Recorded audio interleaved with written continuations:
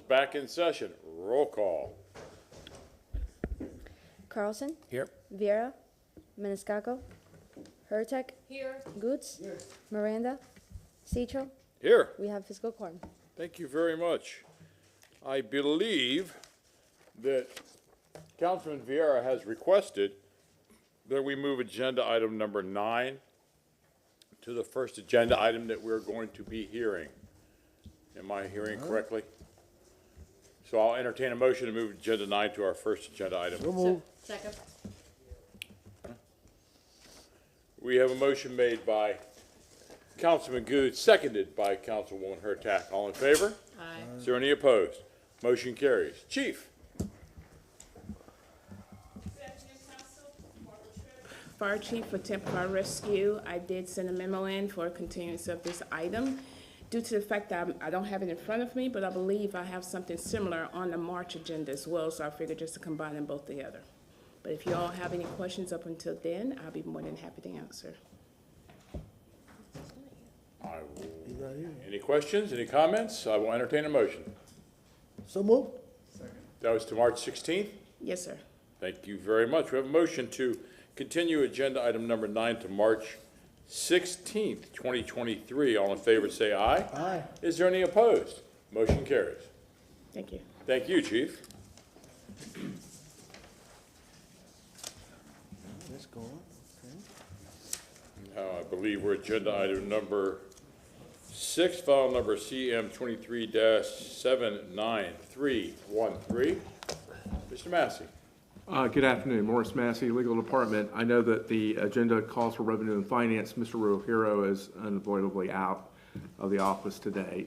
So I'm here to make a brief presentation about impact fees again and kind of where all of this may fit into the public safety process, that a lot of which was discussed this morning. Impact fees are controlled by both a series of case law that exists under Florida law and also a state statute. And so what impact fees can be used for are for infrastructure, or capital infrastructure. It cannot be used for personnel costs. It cannot be used for operating costs. Also, impact fees can only be used to offset the demands or the need for additional capital infrastructure necessitated by growth. So existing deficiencies that may exist, the need for additional fire stations or additional vehicles, at this point in time, really, you can't pay out of impact fees. Impact fees have to be geared to new growth. Now, if you can show that the existing deficiency and the new growth together could be offset by the use of impact fees, then you could possibly use impact fees in that situation. But really, impact fees it's called the dual rational nexus test. It's Florida case law basically demands that impact fees be tied to the impacts that new growth is having on your infrastructure, and then the infrastructure that you're putting in place with the use of impact fees has to have a nexus to that growth. So that's what they call the dual rational nexus test. So I just wanted to make sure council was aware of how impact fees fit into this, because impact fees can't be the answer to all of the issues that potentially face the city in any area, whether it's public safety or transportation or stormwater. It really is just a piece of the pie or the puzzle.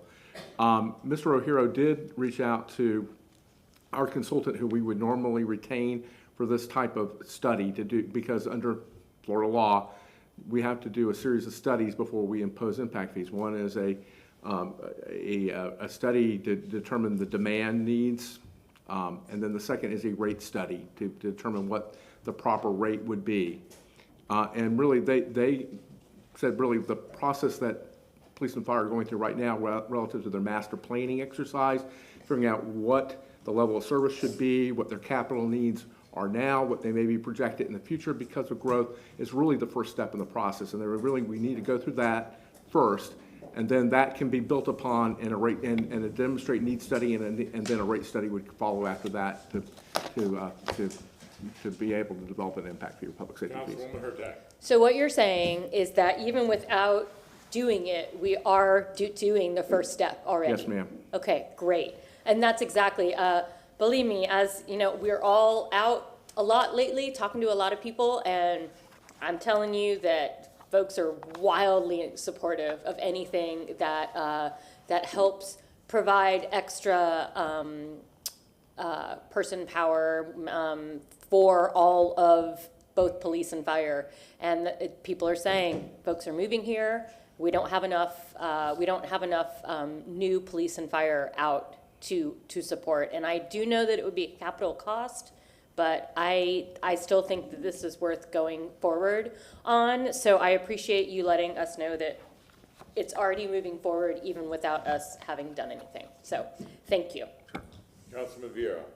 Thank you very much. Yeah, and I, you know, I don't want anyone to think that public impact fees in any way would provide, from my understanding of it, the kind of revenue that we would need to remedy our public safety deficits. But if this is one tool that can realistically be used, I think we should explore that if it can be realistically used and whatnot. So, but we do need to look at, in my opinion, every tool that we can to fund our public safety needs.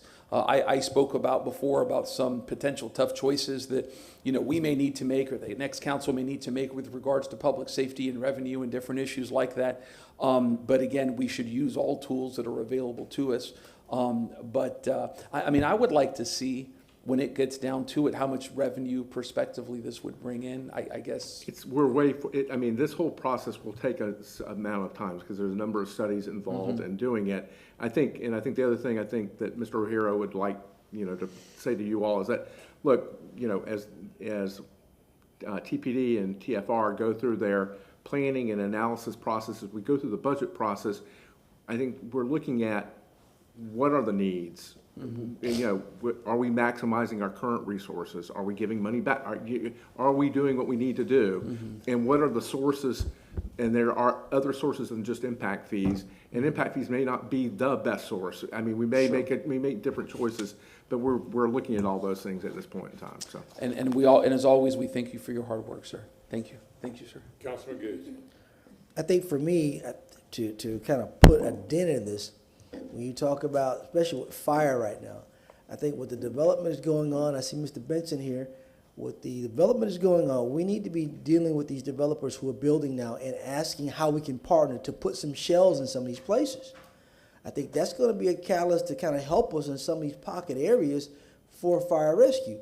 You know, most of our issues are rescue based, they're not fire based, but we do have these big buildings now that will need some type of apparatus. So I'm just saying, I think we need to look at these new developments that are coming on, or current developed buildings that we can maybe lease out or do something with, to where we can have that as a catalyst to catapult us to where we need to be at. So I hope that we're looking at that, Mr. Benson, and the fire chief as well.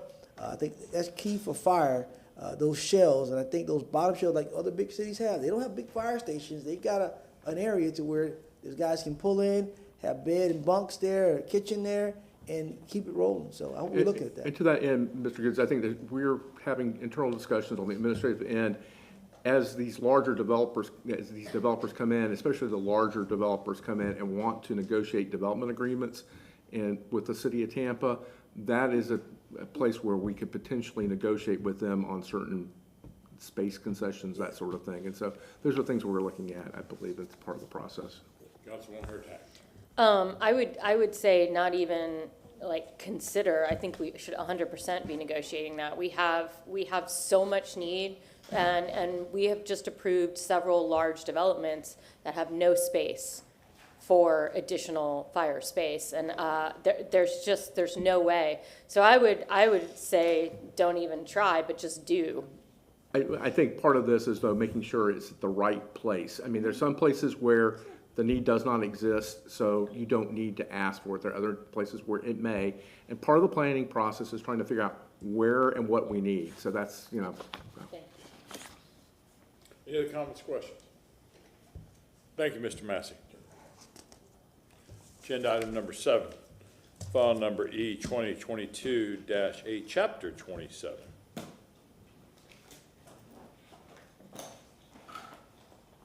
Good afternoon, Council. Abby Feely, Deputy Administrator, Development and Growth Management.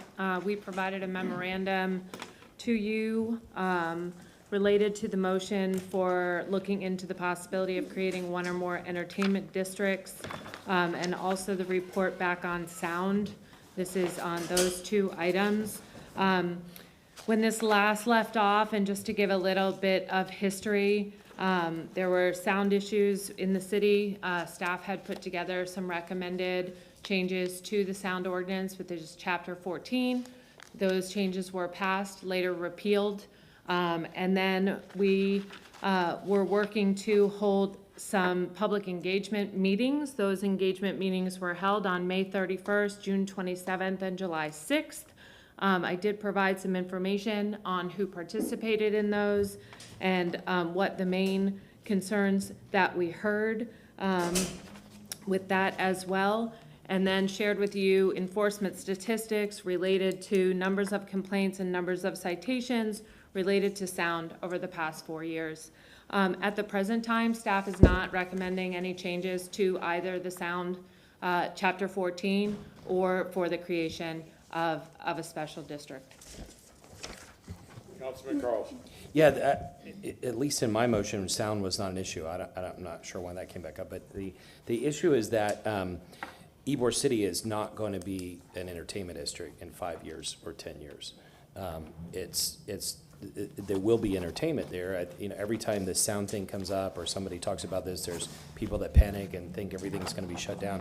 The market forces are changing Ybor, and it's not by city regulation or anything, but as people buy buildings and they just decide to put different things in them, it's not going to be the party district anymore. There still will be nightlife and bars and restaurants, but it's not going to be the crazy late night partying place in 10 years for sure.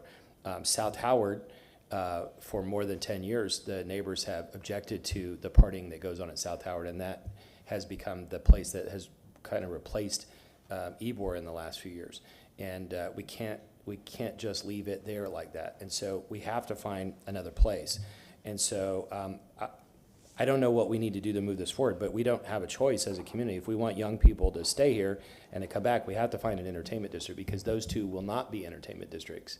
Nobody's going to touch their liquor license or their property rights or anything else, but the neighbors around South Howard are not going to allow that to continue to be the late night crazy party place it is, and Ybor won't be because of market forces. And so if we do not find an entertainment district, then we're going to have sound problems in other parts of the city, and we're going to have young people not moving back here. So I'd like to make a motion for this to come back. I don't know, Ms. Feely, maybe you and I can meet in the meantime, but and we'll see what happens, which ones of us are still here. But I would like to just have this come back to the workshop on August 31st to discuss it more deeply, and then maybe Ms.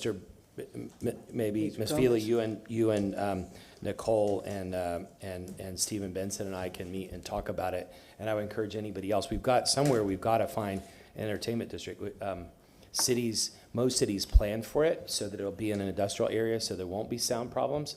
And not having one is just not acceptable, because our city won't be able to grow. We'll lose all of our young people. Thank you. Councilman Goods. Mr. Carlson? Councilman Goods, hang on 1 second, please. We have a motion made by Councilman Carlson, seconded by Councilman Maniscalco. Yep. Any further discussion? Yes, sir. Mr. Carlson, you are 100% right. I've always said, I've called Ybor City, that's our entertainment district. When I go to other states and places, they always holler about Ybor. A thriving city has to have a place where people can go. We're talking about doing work on like a big convention center, and you got waterworks, channel. People want to go to a place after they get through work, having meetings, to have a cigar, a drink, hear some music. That's a thriving city. I don't care what anybody says. So we have to find an area that could be an entertainment district for this city. Ybor is changing. I don't think it's going to change that fast, but it is gradually changing. They wanted a family-style type, cafe type thing, but to me, that, in my opinion, it hurts Ybor to do that, because people know Ybor to be a place of historicism. People know Ybor is a place to have a good time and party.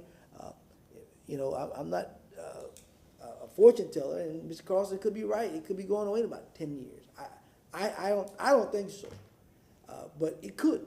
But we do need to find a place in the city that you could have a entertainment district, so people can have your bars, your clubs, and then you wanna have a license to go, you want a drink party, that's where you need to go, away from the sound, from neighborhoods. And you're right, other places have those areas, and when you go to those towns, everyone, where does everybody go? They go to the Midtown area. So I just think that you're right. I support the motion that we do need to find a place for an entertainment type area. Councilman Maniscalco. So I was thinking about where this place could go, and I don't know if you considered it. What about Drew Park? Drew Park has some residential, but if you look at a lot, it's, you know, it's warehouses and other, you know, type of places, but. Do you remember through the CRA, we asked Drew Park and they came back and said, no, they didn't want it. But there's gotta be some place in the industrial area where it would be okay. But I think Drew Park would be the perfect place, because it's right next to the airport. There are neighborhoods, but we just don't put it next to the neighborhoods, we put it in the industrial area. You have TPD, Station 1, you have Hillsborough, you have Del Mabry, you have Air Cargo Road, you have plenty of wide roads, access points, and again, right by the airport, right by the stadium, Yeah, right by, you know, so it's residential. easy access, so just a thought. Anyone else? Before we go into the May I ask the- may I ask a Ms. point of Feely. clarification, please? Okay, so I'm listening to what you all are saying in my head, trying to absorb a lot of this, because as you know, and was talked about this morning with the comp plan update, we have less than 4% vacant land in our city.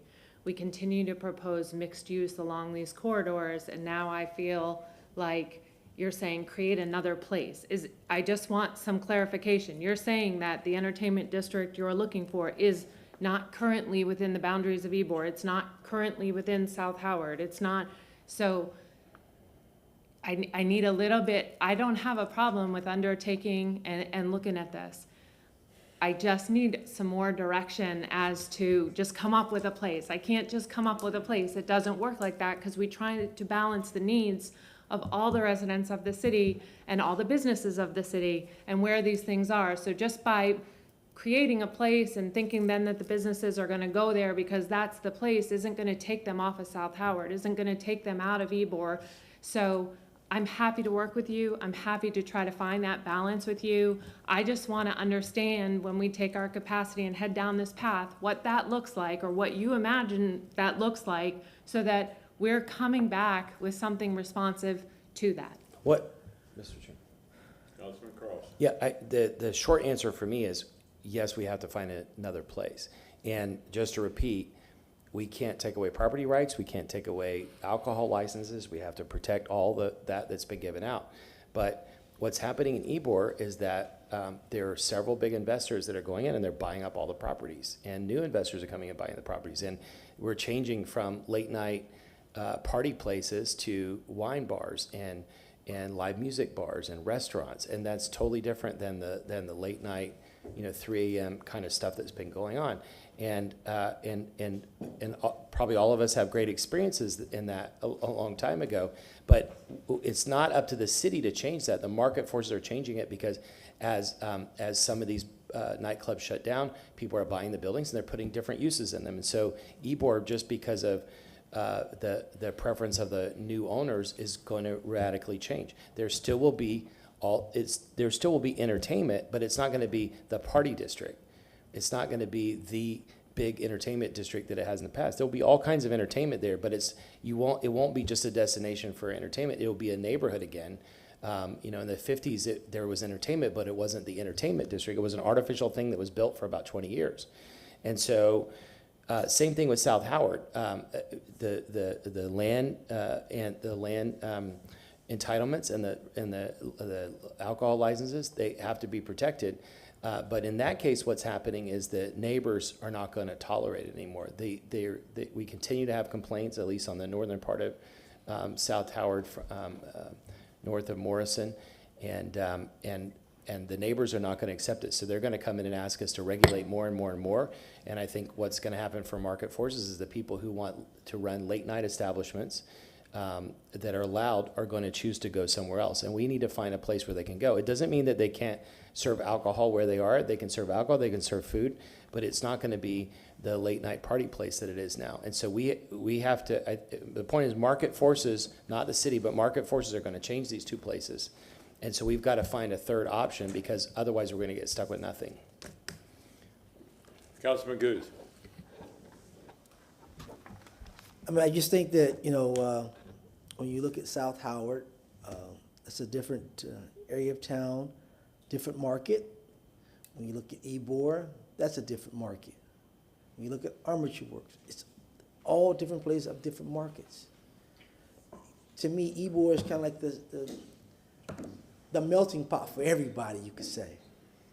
A lot of people on the east side don't go to South Howard. A lot of people on the north end don't go to South Howard.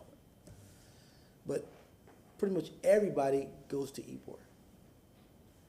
Again, I don't see Ybor changing that fast. I know a lot of investors are buying, it could change, but we gotta be prepared to where do some of these people go, because a lot of these folks may lose jobs. So, when you talk about a wine tasting place, you're talking about you and a lady friend or your wife, and it's nice, quiet music versus some people, you want to go out and you want to jump around. The music's loud. But we have to make sure when you do this, when people move in there, it doesn't change, because to me, if I bought property in Ybor or I bought a place in Ybor, well, hell, I already knew that Ybor has loud music. So now 5 years later, I want to come complain about the music. Well, when I bought it, I already knew loud music was there. And I'm being honest, that's what we have now. You people have bought stuff, and now we're complaining, but you knew that when you bought it, you knew what you bought, where you bought it at. So it sounds like a double-edged sword. But again, things do change. But I do think that we do have to look at the future to find areas that will be away from that, to where it helps the police out better. They can patrol better. It's controlled better. And you want those licenses. You want to do certain. What is your entertainment when you file for business license in the city? Is it late night? What is it? It's a small winery.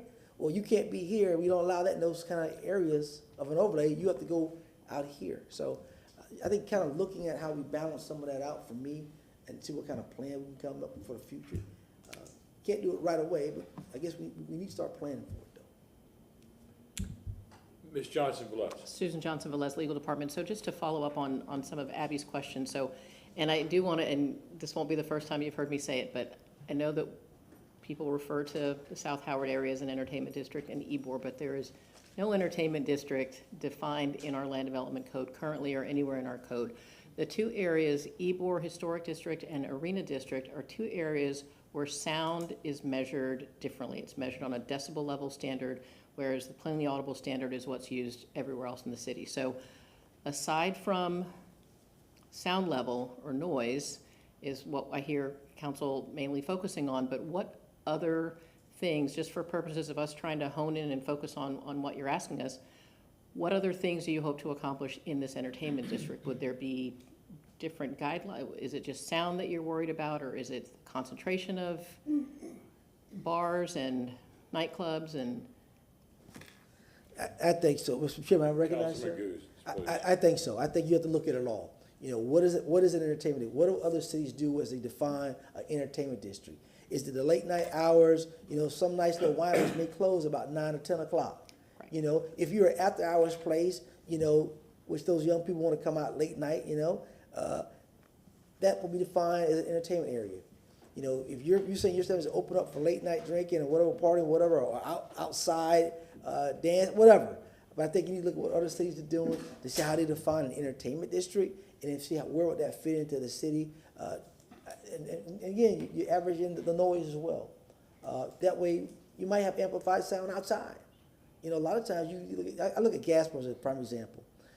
A lot of people are walking the strip, but when they hear the music, they dip in, because it's the music. I just think that it's a different vibe for people. I like the open area. I like to walk and look at the different places and hear all the different music, all the different people, versus just being in an enclosed place, So I think an entertainment district that could be outside would have those kind of amenities as well, that you can have that amplified sound, amplified music. And I just think that we just gotta research what others are doing and look at what their successes and failures are, and then see how we could bring that here. Okay, thank you. Councilman Carlson. I think just to save time today, it would be great for you to maybe, I for sure would like to talk to you offline about it, and maybe you would want to talk to my colleagues too. We could host a town hall meeting or something if you want. I'm happy to help with that. But there are a lot of issues, and what we might want to do is go meet with some of the neighborhoods around South Howard so you can hear directly from them and their concerns. But an example, if a pizza place is selling pizza and people are walking through neighborhoods and throwing pizza boxes in their yards, or the real or perceived perception of crime, the traffic, fear of people driving drunk. There's all kinds of stuff that people have concerns about, and I don't know, but almost every neighborhood has some kind of alcohol establishment. So it's not about not having any entertainment. It's just high concentrations of entertainment. And these two problems are different. One is the neighbors who were there first not wanting to have this continuous party district that to their view is getting worse and worse. In the other case, it's owners of buildings who are deciding to put different tenants inside. And so there still will be entertainment, but the point is that if we don't create another place where they can go, and maybe after all this we'd come back and say, well, it's dispersed in several places. But if we don't create some place for it to go, then it could cause problems in the future, because our young people will say this is a boring place. Okay. Thank you. Thank you. Ladies, would you please stay up there for me? For me, please. I appreciate that. We still have a motion on the floor. The problem I find with the motion is define entertainment. Some people think that going out to a fine restaurant is entertainment. Some people think that going to a discotheque is entertainment. Some people think seeing a large venue, a large band at a venue is entertainment. But 200 people sitting in a courtyard might also be entertainment. When I asked for this sound ordinance, or to study this sound ordinance, I was more concerned with something that Councilwoman Capeen said 20 years ago: outside amplified music. We are now seeing our city growing, where bars and restaurants are abutting residential neighborhoods. There's a problem, I'm not going to say, on South McDill, that the neighbors 20 years later are still complaining about the music. When I asked for this sound ordinance, I wanted a blanket on the city where noise would go down to within reasonable levels to where the next door neighbor could go to sleep for work the next day. All across the city. And then carve out sections. Channel District, Ybor City, part of Howard Avenue. But the key, in my opinion, there is sound amplified when it ends. So these bars and restaurants are starting to encroach the residential areas that people living around them could get a decent night's sleep for their work. We still have a motion on the floor by Councilman Carlson, seconded by Councilman Maniscalco. Are you still wanting to take a vote on that motion? Yes. Let's have a roll call vote on that motion.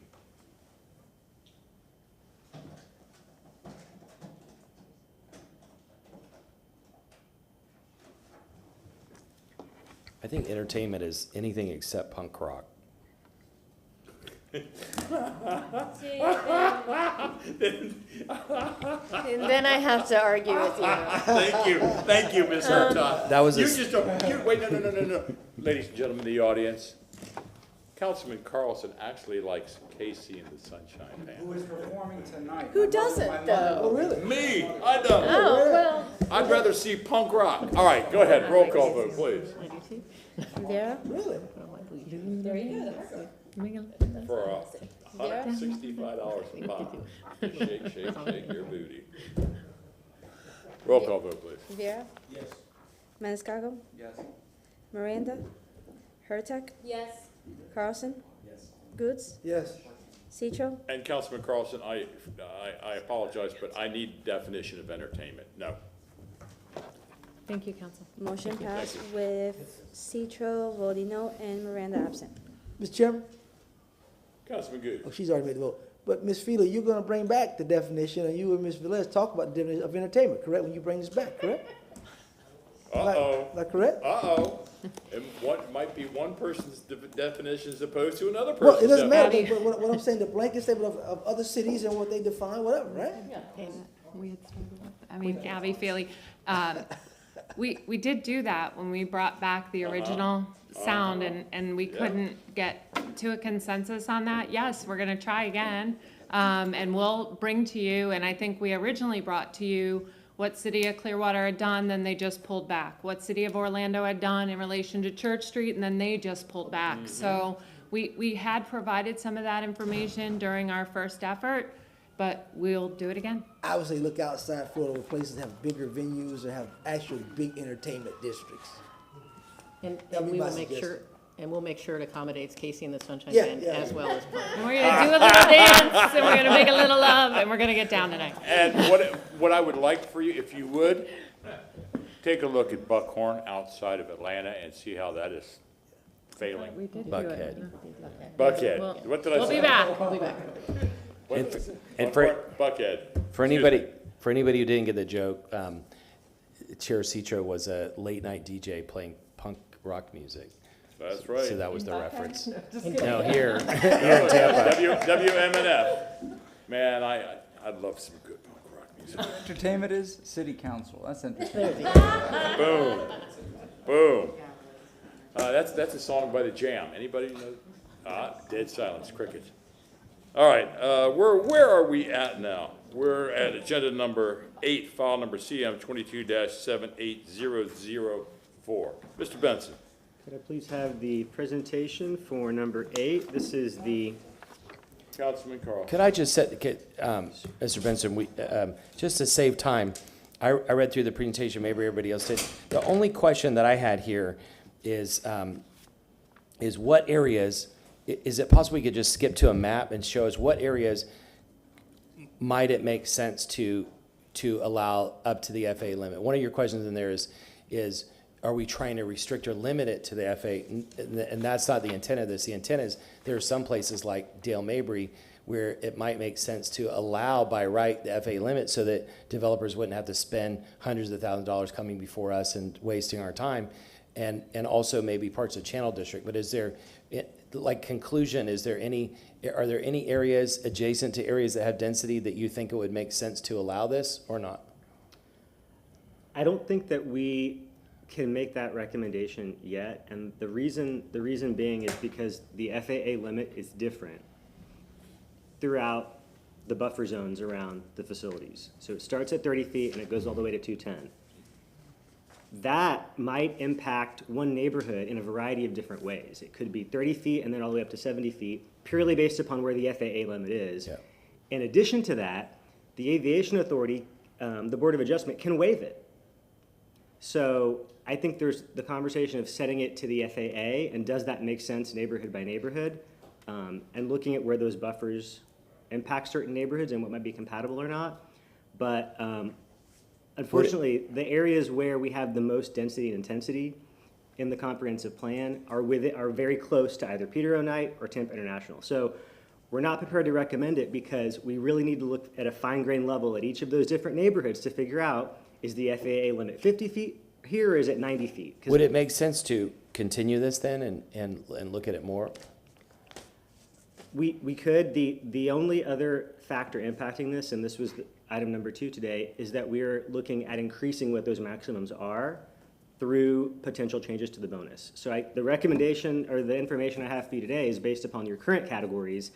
If you direct us to move forward with increasing the bonus and taking the affordable housing approach with that, it's going to affect, again, what areas of the city are going to be bumping up against the FAA. So that it might change when we come back with the future land use recommendations at your workshop in the fall. That's what's changing. And the whole point, I set the FAA limit as an arbitrary limit because that's not one that we control. That board at I think the Aviation Authority is sitting as the board of aviation FAA approval decides that.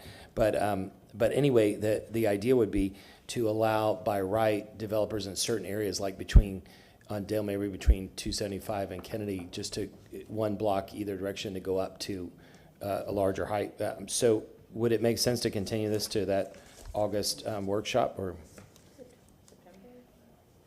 We can continue this, but I would still like to caution that I don't know that we will have recommendations at that point.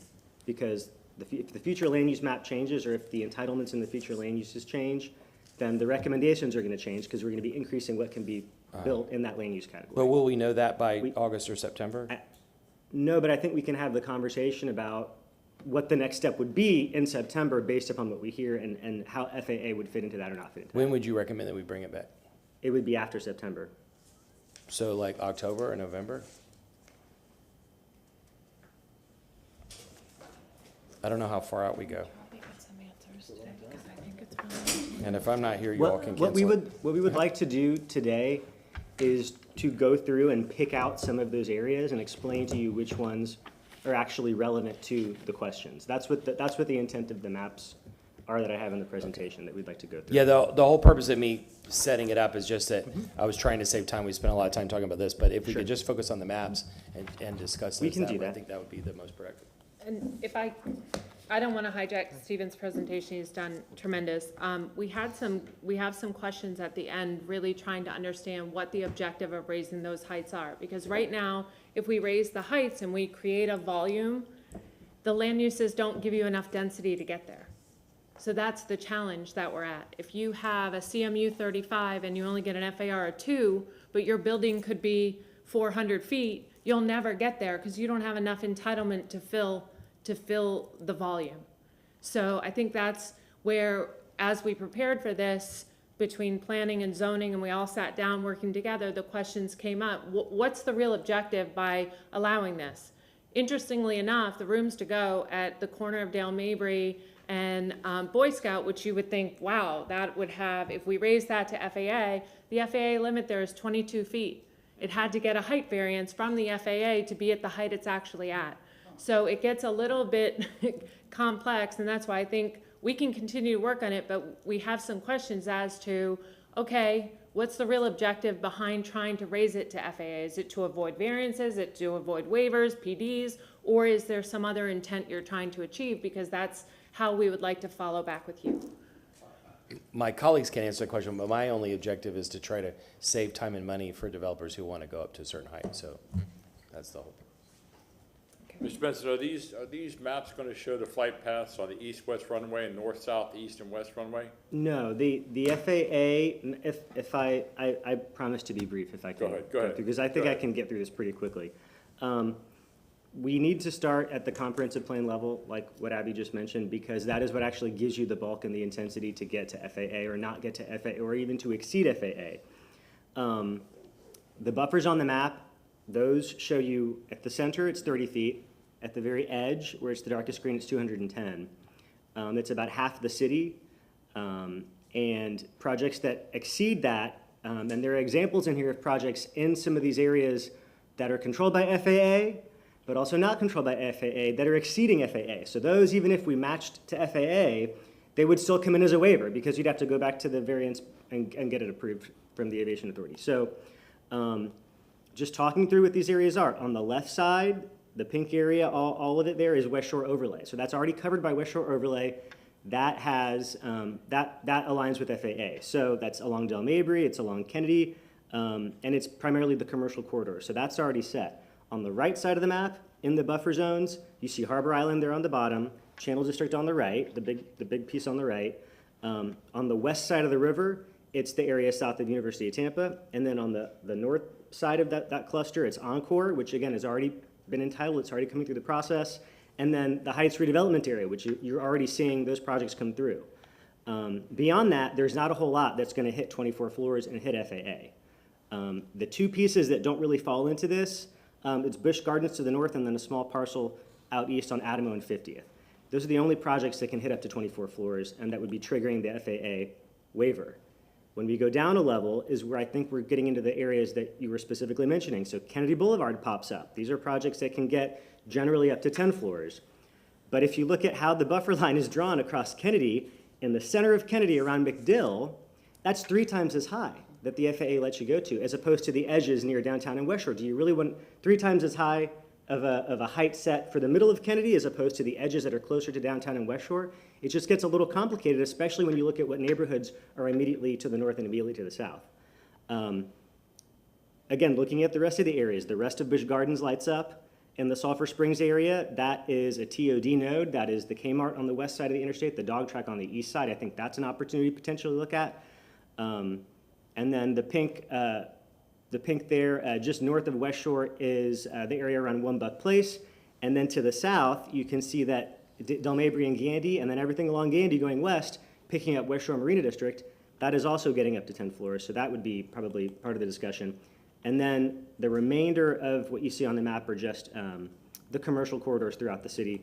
Less of an issue, but I think some of the waivers that you're seeing are still in these areas, and it's still irrelevant. If I can just show you an example of the Central Business District on the south side, FAA gets you up to 70 feet along sort of Amalie Arena, Coat and Shelby Park. Once you get to the north end of downtown, up towards the interstate, that's up to 130. So again, even using FAA, you really have to look at what those specific blocks are and what the areas are. And if you really want to provide the north end, 130, and the south end, 90. This is the West Shore overlay. Again, it's tied to FAA, but it starts at 30 feet around International Plaza, but you can theoretically get up to 110 feet if you look way out east on Hillsborough and Himes. That portion of the overlay can go to 110. So it isn't necessarily consistent, and it's not necessarily going to align with what the vision is for each of these neighborhoods. And then here's the Kennedy Boulevard example. On the west side, it's 110. The east side, it's 110. And in the middle around McDill, it's 150. So looking specifically at the land use category, or actually at some examples, because I think this is going to help answer the question. This is the Midtown Tower, which you saw recently. The underlying zoning was CI, so that's 45 feet. That's the dashed green line. Again, it's West Shore overlay, so it lets you go up to whatever the FAA sets. That's 90 feet. But look at the actual project. They overshot that, and they had to go to get a variance from the Aviation Authority Board of Adjustment. So it ended up coming back to you anyway, even though that's in an area that's already controlled by FAA. Kennedy Boulevard, 2121 West Kennedy, that was a recent project. Again, the underlying zoning gets you to 45 feet. It's the Kennedy overlay, so that's the UMU 60. It gets you up to 10 floors in height. But the FAA would be 130 in this area. So this is one where it would have probably been within what FAA would set. And then the last example I want to show you is Boulevard in Cleveland. The FAA was 110, and they ended up coming in with 260. So again, that one had to get approval from the FAA. But it would not, that waiver would not have gone away. That wouldn't have been a by right project. It wouldn't have necessarily saved any time because they were going to exceed it anyway. So what we were trying to figure, and the conversation we just had initially was, is this a comp plan issue or is it a zoning issue? Because we really need to start the comp plan to make sure that if you do decide to increase the entitlements for a bonus only, what areas is that going to be in? What are those nodes that we talked about earlier today that you're going to provide the additional affordable housing bonus, and where is that going to actually get you up to FAA? That's the conversation that should happen first, because if we just try to fix this now, we're going to end up potentially changing it in September. And then just a question of, are we trying to discourage projects from exceeding? I think you answered these, but without understanding where we're going to go from the land use perspective, whatever recommendation we would have for you today or in September wouldn't really be relevant. Councilwoman Hurtak. Is there a way that when you come back in September, we can just fold this conversation into the other conversation we're having? Yes, we can do that. So would that be? Can we just schedule it at the same time? Yes. Just what, do you know when the other one's coming back? It will be September, and we should have an idea of what those floors are going to be set at, what the height is going to be set at the land use level, so we can do that. Could I just schedule this for the September workshop, and then if we need to move it the 20th, September 20th, then we need to move it 28th, then you can let us know and we'll move it. Thank you. Thanks for all the hard work, by the way. Great job. Thank you. A motion made by Councilman Carlson, seconded by Second. by Councilman Goods. Any further discussion? All in favor say aye. Aye. Any opposed? Motion passes. Thank you. I do have a request, though, since September seems to be where all this is sitting, we would like to request that we can try to reserve that September workshop for all of these growth management land use items. Second. Ask for your consideration. I'll move that. Thank you. A motion made by Councilman Carlson, seconded by Councilman Manis. Mr. Shelby. Thank you. Just for the purposes of that motion, the motion is to not, for city council to not schedule any matters for the workshop other than land development issues? Land use and growth management. Land use and growth management issues? Yeah. Just so that we're clear for the record. Okay, thank you. Yes. Motion made by Councilman Carlson, seconded by Councilman Maniscalco. All in favor, say aye. Aye. Is there any opposed? Motion carries. Agenda item number, are we going to do 10, or was that, no, I think Councilman Gooch, you wanted to still hear agenda item number 10? No. Okay. We continue. Continue to April. Agenda item number 11, file number CM22. Can I set this up? Can I finish reading that?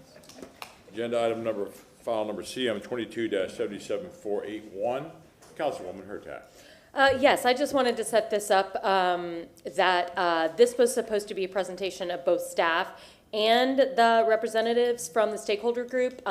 Staff wanted to continue this for their part, but the stakeholders were prepared and ready. So we're going to listen to hear what the stakeholders have to say about this pure project and the best and worst case scenarios of continuing with the water status quo. And talking also about Senate Bill 64, minimum flows and on the Hillsborough River and drought proofing the reservoir.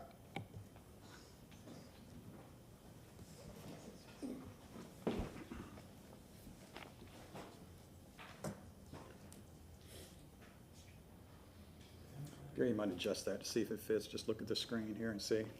You zoom in around. Well, hello, my name is Sid Flannery. I've spoken to you a couple times before.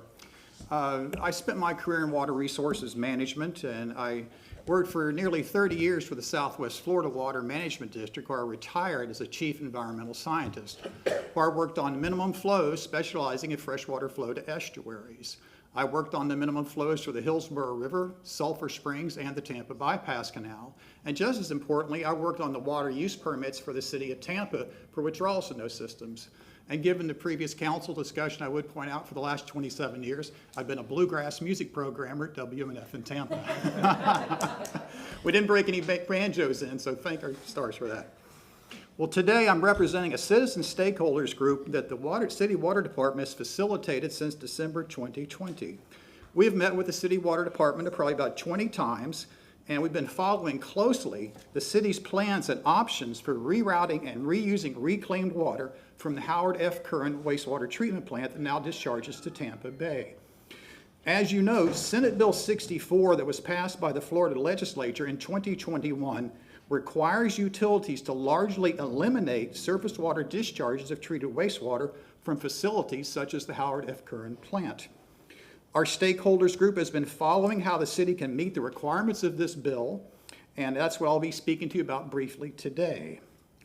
In that regard, the city has identified 3 factors they must address with regard to Senate Bill 64 versus maintaining the status quo.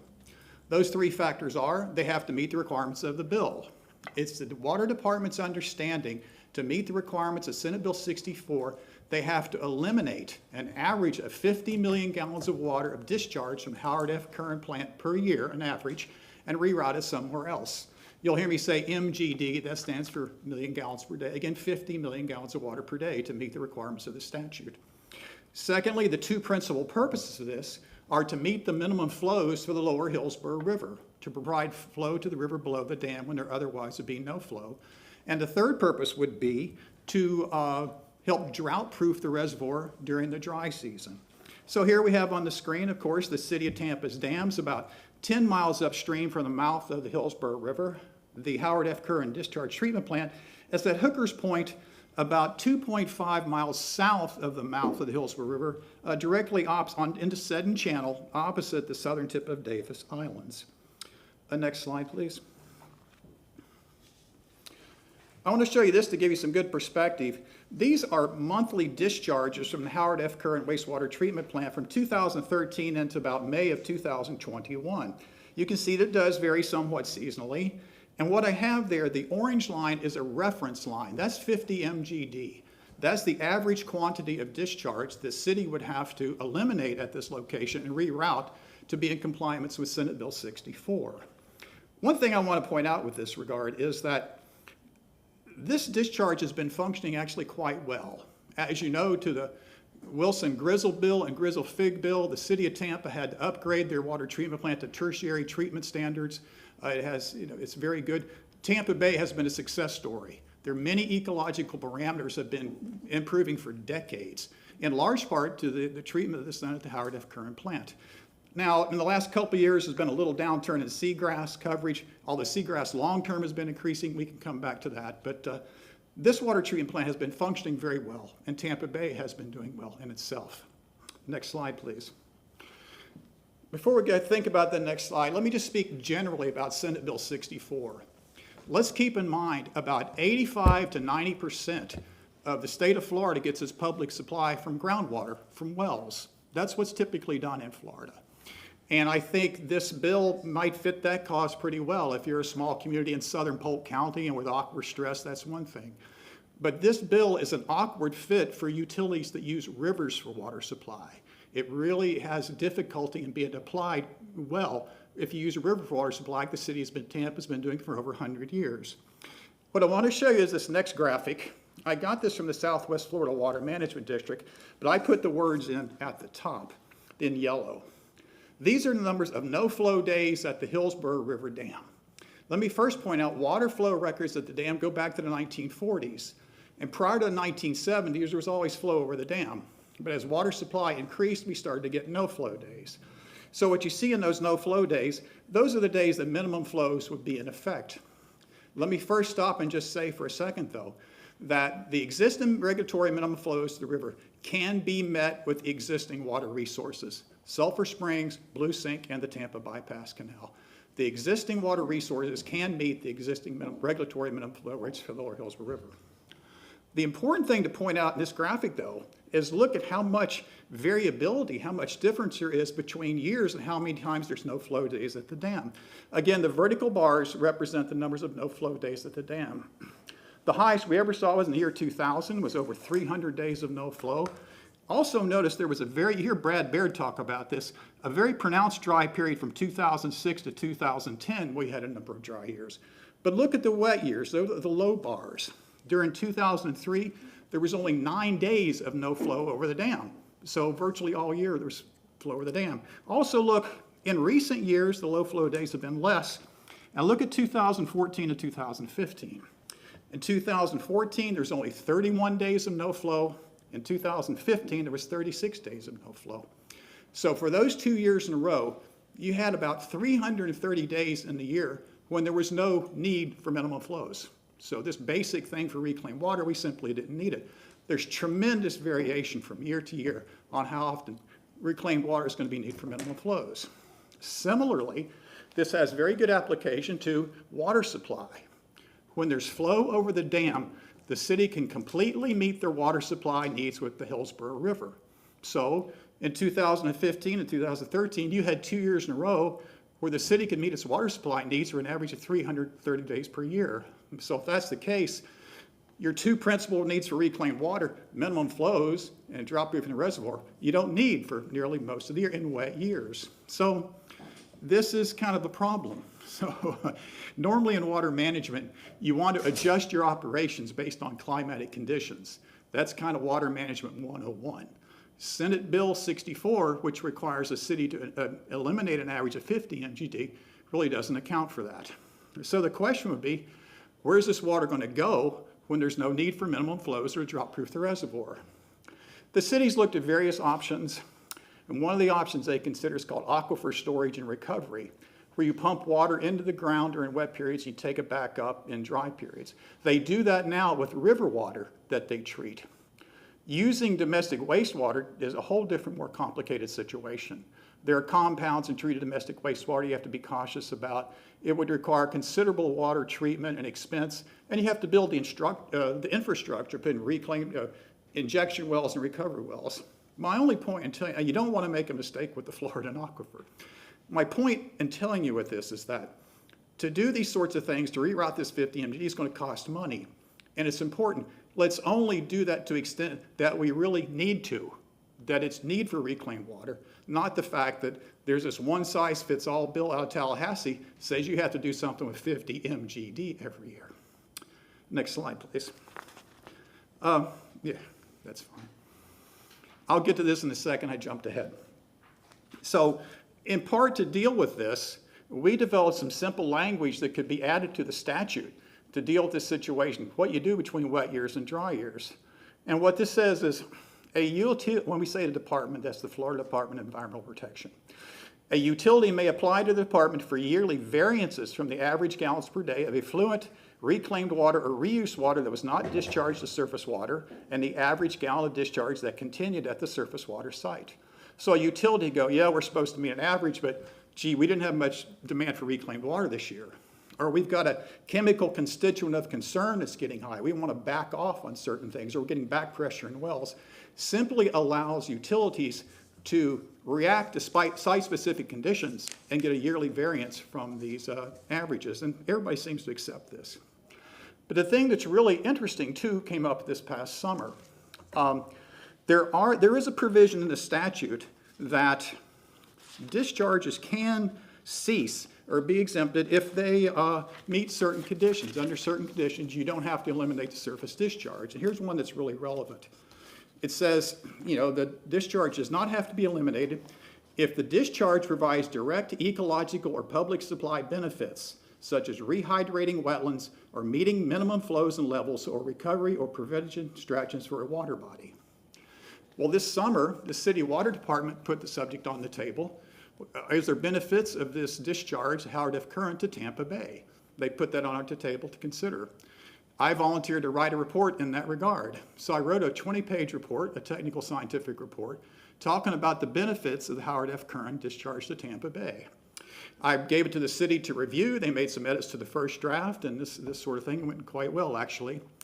In November 8th, the city water department submitted this to the Florida Department of Environmental Protection to see if there could be a determination of beneficial effects. They sent it to the DEP's Southwest District Office in Temple Terrace, the Wastewater Management Division. A week later, they got a reply back from DEP. I said, no, we cannot recognize any ecological benefits effects. In one sentence email. To his credit, Chuck Weber, the water department, emailed back and goes, can you tell us why not? And the next day they got another email, and let me quote from it. It was very brief, and this captures the essence of the problem. The DEP replied, the ecological benefit provision in Senate Bill 64 addresses the water quantity through implementation of minimum flow and minimum level, parentheses, MFL requirements. Marine discharges do not have an MFL classification. Therefore, the discharge of the Howard F. Current Advanced Wastewater Treatment Plant as it currently exists does not qualify for the ecological benefit provision in Senate Bill 64. That's not a technical scientific conclusion. That's basically somebody in the Temple Terrace office saying, well, the legislation said minimum flows and levels. We don't have minimum flows and levels for Tampa Bay, so you can't do it. Well, this is tremendously ironic. Estuaries are tremendously important resources. And the freshwater flow that leaves the Howard F. Current plant, in part, replaces water that's taken from the river for water supply. The fact that it discharges to the bay downstream of the mouth of the Hillsborough River does not negate its ecological effects. Tampa Bay does not stop at the mouth of the Hillsborough River. So really, that's not a technically sound conclusion. It's really due to the lack of clarity in Senate Bill 64. Can we have the next slide, please? So in that regard, we prepared language, which is this. The existing statute language is in white, and that's what I read to you before, that you can not eliminate a discharge if it provides these benefits, minimum flows, low prevention strategies. So what we added was the language below in yellow. For water bodies that do not currently have such management plans or regulations, including estuarine waters, the department may recognize the ecological benefits of a surface water discharge to a water body based on data or other information for that system. So on a case-by-case basis, DEP can look at Tampa Bay and say, well, we don't have a minimum flow level for Tampa Bay, but clearly there's benefits, we can recognize that. That's all that simply allows them to do. Question at this time? Councilwoman Hurtak, are you ready for questions at this I'm time? close. I just Yeah. have a Yeah. quick question that has to Yeah. do with this in particular. For water bodies, for these estuarian waters, Mm-hmm. how many other cities in Florida discharge their water to a bay or an estuary like this that might be affected?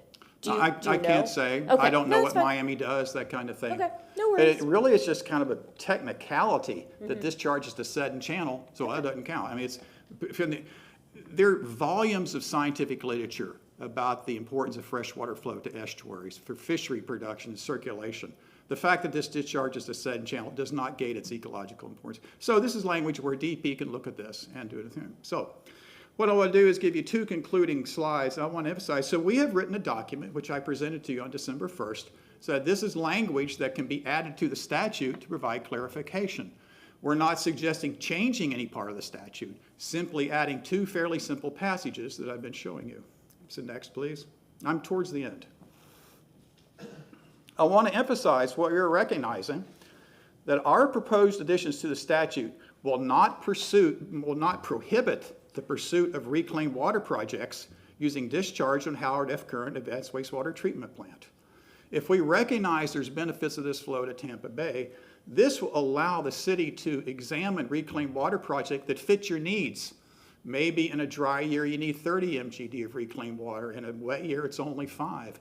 You could tailor-make the reclaimed water projects to the city's needs, and if the remaining water flows to Tampa Bay, well, that's okay. It's actually serving a benefit. Secondly, the proposed additions will not prohibit the pursuit of natural resource management strategies, such as nutrient load reductions or habitat restoration projects involving the reclaimed water. If the estuary, let's say you do the top one and we find out, well, this most desirable reclaimed water project reduces the nitrogen load by 20%, and the NEP comes back 5 years later, well, we'd like to see 50%. This doesn't preclude that. So this doesn't preclude reclaimed water projects or the pursuit. It simply gives the city much more flexibility to develop projects that meet your needs and the needs of the resource. That's a far different scenario than saying you have to do something with 50 MGD of wastewater every year. Next slide, please. Every day. Yeah, an average of 50 MGD, that's right. So, go down a little bit. So what do these proposed additions do?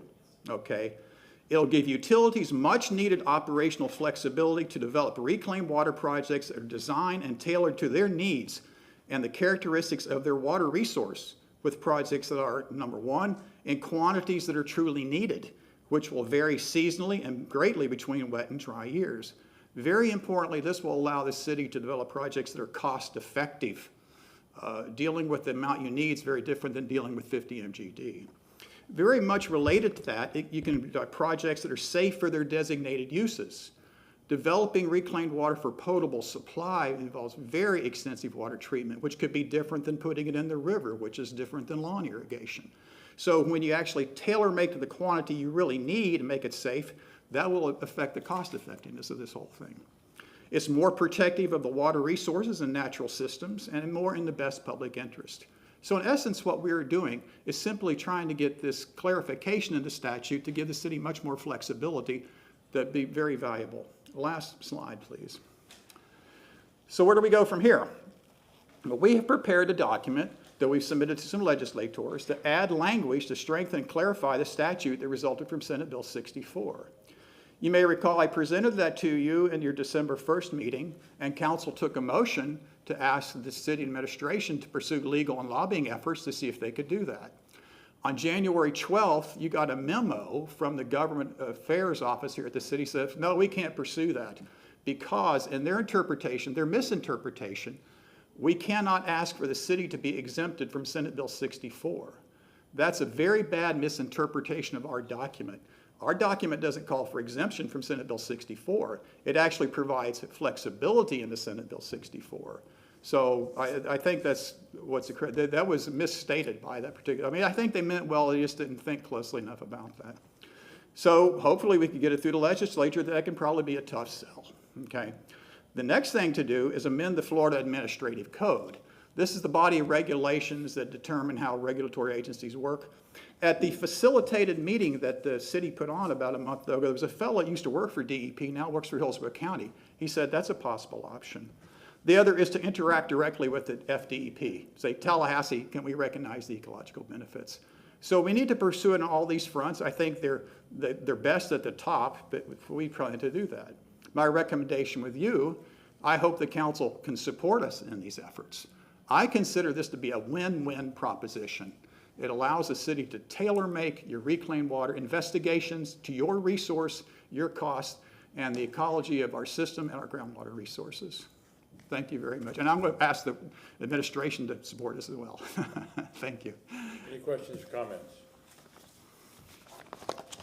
Councilwoman Hurtak, you're recognized. Thank you. I just want to say thank you so much for this. This was very clear, very easy to understand, and I think provides exactly what we need to hear about ways we can go forward with this. And I'm hoping that if you have a a PowerPoint version or something like that, if you'd be willing to share your slides with all of us, that Yes. we can take that and move forward with it. I So certainly I just can. want to say thank you so much. Again, I think this was a very clear explanation. Councilman Carlson. Yeah, thank you all for all the work you put in. I know you put a lot of work in over time. Just a few questions, and I don't know if they're in any particular order, I'll just ask them. Because of the way the legislation was written, it seems like part of it was written just for Tampa. There are very few cities that have to worry about minimum flows. Are you aware of any cities that are going to have to, that are specifically worried about minimum flows in regard to reclaimed water? That's a good question. Even though I work in the area of minimum flows, I don't know. Again, most cities get their water from wells. Yeah. So they're not taking it from a river, so I don't know. And what the city said, the city lobbied that they got that provision in that could be used for minimum flows, which I think was beneficial. But, so I don't know. I think it's I don't know across the state, but again, Tampa's kind of unusual because it gets its water supply from the river and has to compensate with minimum flows. That's correct. You talked about aquifer storage. Mm-hmm. This is 50 MGD, but it's also only 50 MGD. Do you have any idea? I'm not asking you, you're not with SWIFT money anymore, so it's not an official kind of question, but do you have any idea, could the city get permits to pump without putting the 50 MGD in? Because what you're saying is that we might put the 50 MGD in for a certain period of time, and then maybe we'll put less in, and then we pull out later, right? So we're not, it's not like 1-to-1, and so it seems like there's some capacity maybe to get a permit for groundwater pumping, no? Well, aquifer storage and recovery is used within the state. But again, it's typically used with treated river water. City of Tampa uses treated river water. Using it for treated domestic wastewater might have some different regulatory hurdles. But the idea is you pump water in and build the water up, and then you take it out. So I don't know the real answer to your question, what they Yeah, I would just do wonder for if there, permitting. without doing the storage, if there's any permittable water down there. You mentioned that the DEP, we saw at the email that it's like a one-sentence email and the response is like a one-sentence email. It was nothing official at all. I would advocate that we should go before FDEP and do something official. I wish City Council could hire our own lobbyists to do it, but I want to, outside the city, I want to be supportive of you all. I think this is a horrible burden on taxpayers. Yeah. There was one or two sentences at the beginning of that email. But that was about it. It was the punchline. I mean, it was just very concise. so many things look suspicious. Anyway, you talked about minimum flows. If they put the water just below the dam versus putting it in said channel, does it really have that much of a different impact on the river? Yes, it does. Okay. Rivers provide very important low salinity zones. A lot of juvenile fishes to actually migrate into these low salinity zones. I spent my career studying that. But having said that, discharge at said channel also has beneficial effects. So yeah, the minimum flows at the base of the river, base of the dam are very important. They really are. And then Sulphur Springs, if I remember correctly, we're pumping about 12 MGD, plus or minus. They talk about saltwater intrusion, and we didn't specifically talk about that, but one of the proposals is just to stop pumping the 12 MGD and buy it from Tampa Bay Water or someone. To your knowledge, has SwiftMud done an analysis to see if that would resolve the problem? I think some people in the water department believe that would not solve the problem. The saltwater intrusion would continue. That's an interesting question. I've worked extensively on Sulphur Springs. I think within 45 seconds I can summarize this for you. What has happened is the water levels in Sulphur Springs are maintained about 7 feet elevation. And what they did, the city, and I was project manager of this, if you lower the water level in Sulphur Springs, that reduces the pressure over the spring vent, and it induces flow. So in 2012, they changed it, and they moved. Now when they go to minimum flows, they lower the water level down about 5 or 4 feet. There's an extremely clear relationship that when you lower the water levels, the spring gets saltier.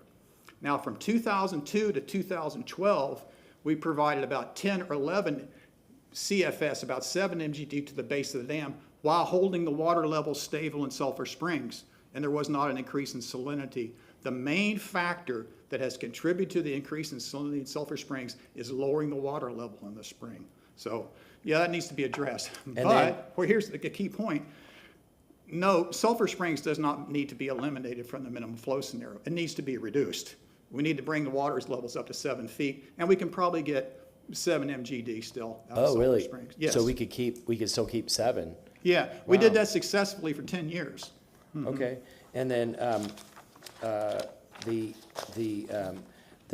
Tampa Bay Water's partner, member governments just went through a process of looking at the quality of water and asking for the water quality standards to be changed. City of Tampa has presented that as a justification that the water quality in Tampa is better than the average water that the Tampa Bay Water member governments drink. Have you had a chance to look at any of those studies, and do you know the answer to that? I have not, but maybe some of our other stakeholder members have. That hasn't been my focus. Also, my understanding is that the reason some of the other governments in our region aren't facing the same expensive dilemma is because they're already redirecting their reclaimed water to what I call purple pipes, to water your lawn. And I think most people would rather water their lawn with poopy water than put it in the drinking water. Based on what you know of the region, Tampa did an experiment 15 or 20 years ago that was badly marketed. It was not widely used because of the bad marketing and bad strategy. But in your opinion, should we look at purple pipe seriously, or should we write that off and move to the next stage? No, I can't speak. The city does have a purple pipes program. That's one of the alternatives, and the various stakeholders have lobbied them on that. Yeah. But they say they will look at it, but there's infrastructure costs involved, what new neighborhoods they would get to. So that would be on the table, but I can't speak for the city. Yeah, the initial modeling they did was citywide, and it didn't include an ordinance that would require people to water their lawns with it. The model was all flawed. That's out of my area. Yeah, the river water quality, the head of sustainability of the city testified a few months ago that the water quality in the river is worse than this water being pushed out at Seton Cove. Is it? What is your opinion of the quality of the water of the river, and what should we do about it? That you really have to be selective. As you know, river water in the west season looks like iced tea. So yeah, it's got more dissolved organic color than the water in the discharge at a Seton channel. So always, it depends on the parameter you're talking about. Okay, but certainly the river water does not have more pharmaceuticals in it than the wastewater. So you have to be, when you hear those conversations, you have to wonder which parameter are they talking about. And again, the river water has more dissolved organic There's some color. talk about how Pasco puts their treated water into aquifer river heading or something like that. Do we have any remnants of that that's coming through our river? You'd have to look at I've tried to look that up. It's a fairly small quantity, and I'm speaking off the cuff, I don't know. And it's based on a different filtration system. I don't know. And do you know, last question, to meet minimum flows, we could just reduce our our pumping out of the river, right? Or we could reduce our pumping out of Sulphur Springs. So if we were able to do that, then could we not, to meet the state guideline, could we not then sell this water to somebody else, like Tampa Bay Water or Polk County or someone else? I don't know. I think the need for minimum flow, with the demands on the reservoir, I don't think cutting back on demands from the reservoir is going to allow you to meet minimum flows. But let me restate that another way. If we do say that minimum flows have to be such and such, you can run modeling scenarios. We need this much minimum flow, and you run a reservoir model. I was involved in that 30 years ago. And you say, gee, exactly how much effect would this have on the reliable yield of the reservoir? So that can be looked at. What I meant was that if we, for example, okay, at Sulphur Springs, you said we could go down from 12 to 7. So let's say we reduce that pumping by 5, and we don't have the flow in the river to be able to pump that. We could buy that extra 5 from Tampa Bay Water, right? So that would, by reducing pumping, it would help us to hit minimum flow. I'm not going there on that. I don't know. The one thing that's important I want y'all to realize, though, the minimum flow water that's provided from the reservoir to the lower river actually originates from the lower pool of the Tampa Bypass Canal, which is never used for water supply until like the year 2002. They pump water from the lower pool to the middle pool, from the middle pool to the reservoir, and then release 75% of that. And that's 75% term. So the water's actually coming from the Tampa Bypass Canal. And there's amazing capacity in the Tampa Bypass Canal, raw water, to help provide the minimum flow. It's really sort of been underutilized, raw water. Thank you. I think Nancy put up his. No, we're good. Any other questions or comments? Just a couple. Who introduced Senate Bill 64? In the Senate, I think these were leaders. In the Senate, Senator Ben Albritton from the Peace River Valley.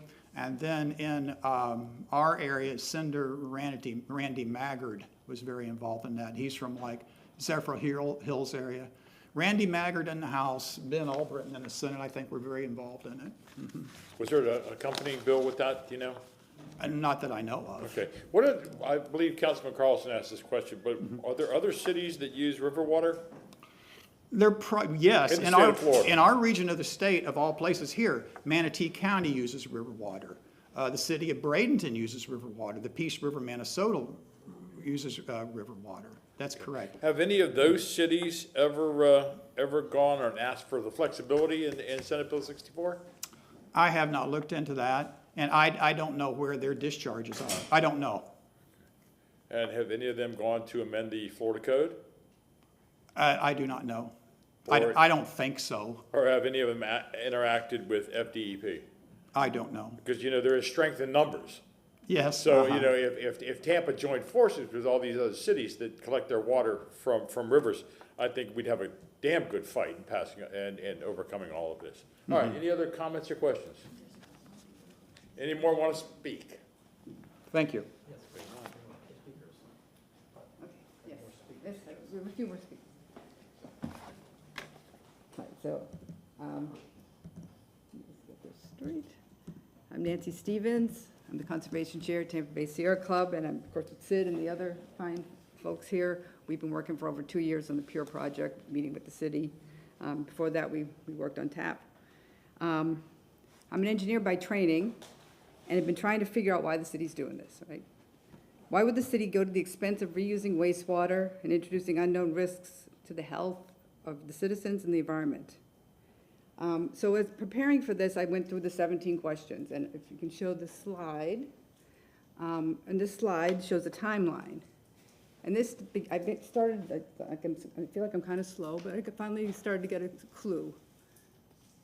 The key is that this is a timeline of Tampa Bay water reuse to date. So when the city was answering our questions, they weren't talking about Tampa Bay's water, they were considering Tampa Bay water reuse. And apparently reuse projects started way back in 1984. And they have this sort of what's next, sort of a provocative what's next. And it looks like what's the next water reuse project, suggesting that water reuse is the goal. There must be another water reuse project coming. But to the citizens of Tampa, water reuse is not the goal. The goal is to have safe, reliable drinking water in Tampa for generations to come while protecting the environment. Our group's been working for 2 years trying to communicate this idea that we're looking for water and our concerns with water reuse and the effects on the community. And you in City Council, you've heard this, and that's why you asked for this workshop, which is to talk about using the current water supplies and the best and worst case scenarios of that, and to figure out what else we should be doing, not focusing on water reuse, focusing on water needs. That's why our group wrote down the 17 questions we as citizen stakeholders have and have heard from other citizens. And again, to citizens, water reuse is not a goal. So the next steps that I propose is that it should include the basics to pick the best water solution for Tampa, not water reuse. How far the current sources of water in Tampa will take us, how far reducing demand for drinking water, such as through conservation or increased reclaimed water use, like you were just mentioning, will take us. And then how much additional water, if necessary, is needed and when. And then you do the solutions, have a variety of solutions, not all of them involving water reuse. And then you can have discussions with the public. As part of PURE, the city developed some goals, other than just developing a reuse project, which I had for TAP. And Sid's already talked to you about the minimum flows and some of the things about SB 64. And I'll focus more on drought-proofing the reservoir and more broadly meeting Tampa's water needs. Then I'll suggest a path to getting away from focusing on building a water reuse project, getting away from TAP and PURE, and starting to focus on the citizens of Tampa and our water needs. When answering the 17 questions, the consultants reviewed thousands of pages of TAP documents and that they had produced in the past 8 years. They were not able to find complete answers because TAP didn't ask those questions that we asked. TAP was focused on reusing wastewater. And as I went through the documents, I found these quotes. These quotes they're quoted from the document. They started with reusing 20 million gallons a day of reclaimed water. That was their goal. They looked at a couple alternatives, and when they settled on alternative 2, TAP, then they focused on figuring out how to use all 50 million gallons a day that would be available from TAP. The goal wasn't to use current sources of water. In fact, it was stated that the TAP was intended to offset the need to purchase water from Tampa Bay Water. So when we asked, what is drought-proofing the reservoir, that was our question 12 on the list. What does drought-proofing the reservoir mean in measurable terms? How does the city propose to use treated wastewater for drought-proofing the reservoir? It was meant to get at how much water is needed and what are the options. For example, I continuously get questions about why we can't use the reclaimed water for watering lawns and keep it out of our drinking water. The answer to the 17 questions, to answer question 12 was a number from the TAP study, 34.4 million gallons a day, which is not valid for many reasons. And basically the models just need to be rerun with different assumptions, updating the assumptions, including using Tampa Bay water sources as part of the solution, conservation to reduce the demand, and then starting with water needs. Not how to use 50 million gallons a day. And note that this was a 50 million gallon a day goal in 2016-17, well before SB 64. The goals of TAP just don't align with the goals of the public, and TAP is the basis for PURE. There needs to be a restart so that we can develop common goals. To illustrate the extent of the disconnect between TAP goals and citizen goals, I want to bring your attention a study the city staff asked Tampa Bay Water to do. Despite citizens' objection to TAP and PURE in 2021, the city continued to pursue PURE Combo 3, which is the one that's similar to TAP. The study they asked for was, if Tampa produces 50 million gallons a day, then can Tampa Bay Water use the water? The answer was yes, Tampa Bay Water could use extra water. It's quite a very detailed report, and there's a lot of details in it. But basically, that's the bottom line. But this study was not sending the wastewater to Tampa Bay Water. in this study, Tampa citizens would pay 3, 4, 5 billion, whatever, to reuse the 50 million gallons a day of wastewater. Tampa citizens would drink the reclaimed wastewater, while the Hillsborough River water would go to Tampa Bay Water. I hope this plan was never seriously considered. But as I said, there was a lot of resources put into that plan modeling. It was a very detailed model. I would hope the city would work with Tampa Bay Water to do that kind of level of detailed, excellent modeling, using our current water sources and to understand what Tampa can currently do with our current water sources.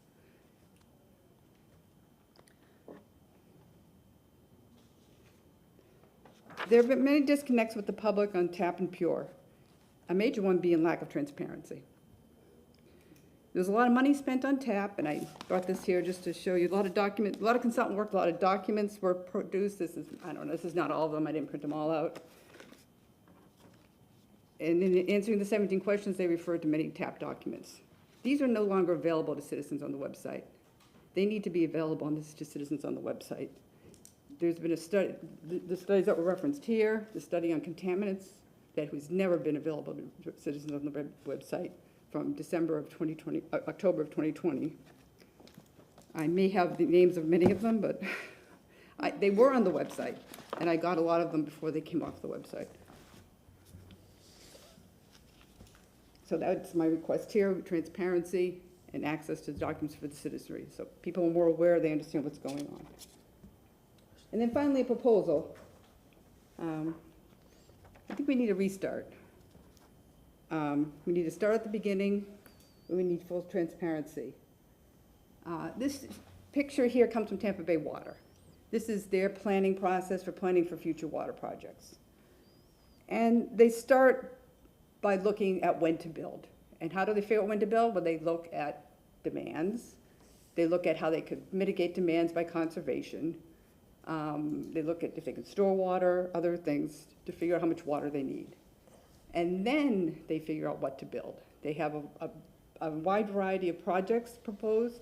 They start out with hundreds, and they narrow it down. I mean, piping water from icebergs, I think, was one of the examples they said.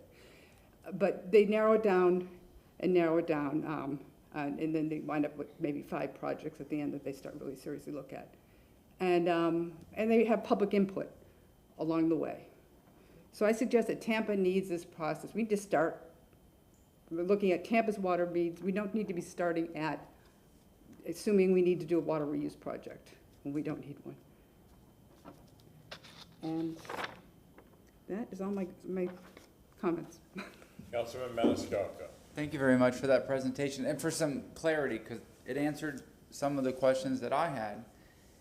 The thing is, many things. First, nobody wants this. When you talk about highly treated wastewater put into our drinking supply, I mean, I've seen you out in the public these last few weeks, and have you heard anybody say, we need to do this, number one? Number two, you had a line there that said, and Tampa taxpayers, or whatever the line was, will be paying for this in full. Whatever the price tag is, it could be 300 million, it could be 3 billion, it could be 6, whatever it is.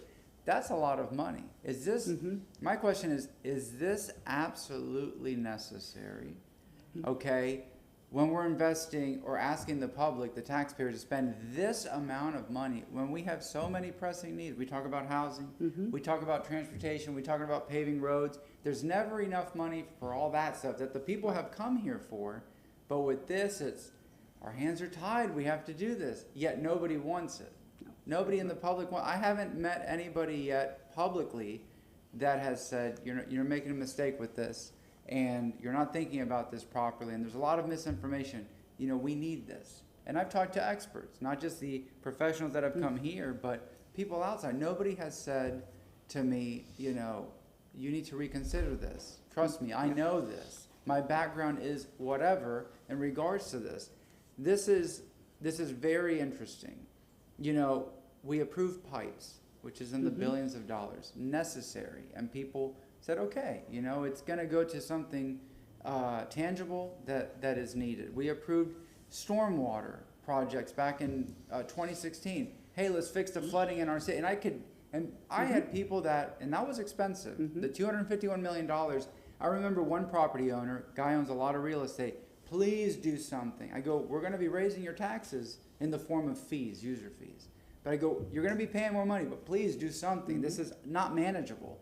You know, even in those scenarios, there was the positive and the negative, and there were people on both sides. With this, I haven't met anybody in the public with a professional background that understands how to reuse this water, or anybody in general that says, you know what, this is a good thing for our city, you have to make the tough decisions. Nobody has. So the thing is, there's a lot of unanswered questions. There's a lot of suspicion because it's, you know, what's behind on this? Well, behind all of this. Why is this so necessary? That we have to do this now? Do we have a situation now? We want to drought proof for but do we absolutely need this? We talk about minimum flows, we talk about the dam, we talk so many things.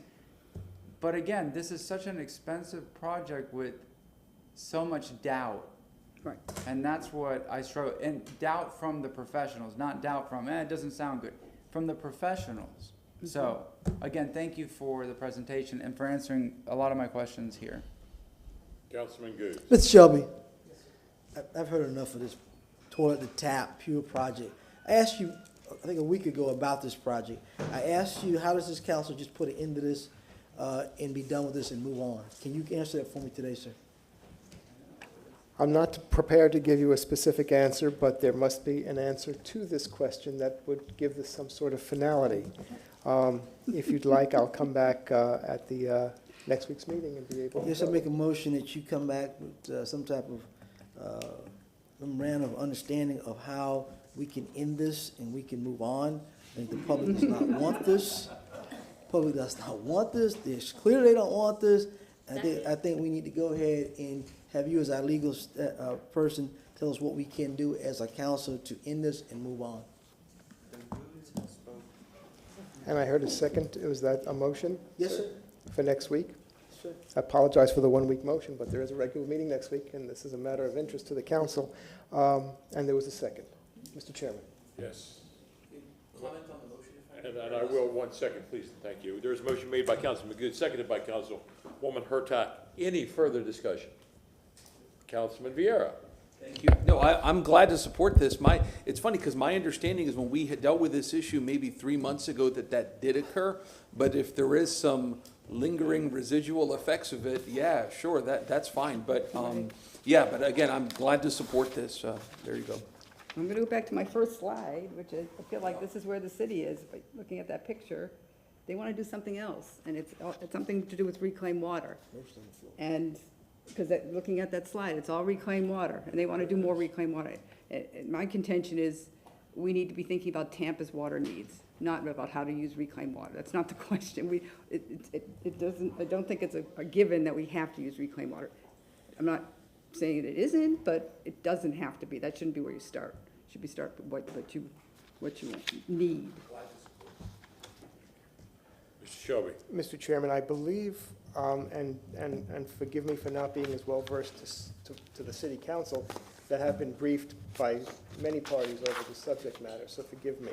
I need to get up to speed, but my understanding is there came a point in time when I guess an amendment to the contract with PCL came up to city council, and council asked that that money be diverted and I believe this was Ms. Hurtak's motion, Councilwoman Hurtak's motion. So there is an existing contract out there with an existing contractor that has been awarded. What role that plays will somehow factor into this, I'm sure. But I guess by even having this motion today, it sort of perpetuated the process going forth. And from what I understand and I'm aware of is that the mayor, subsequent to that discussion, had put forth a video made available to the public discussing this very project and perpetuating it. So obviously there is a disconnect between perhaps the administration's position and the council's position that needs to be rectified somehow to be able to bring this matter to a close. That's the direction that I'm hearing from council on the basis of this motion. Am I correct? Yes. Thank you. Any further discussion?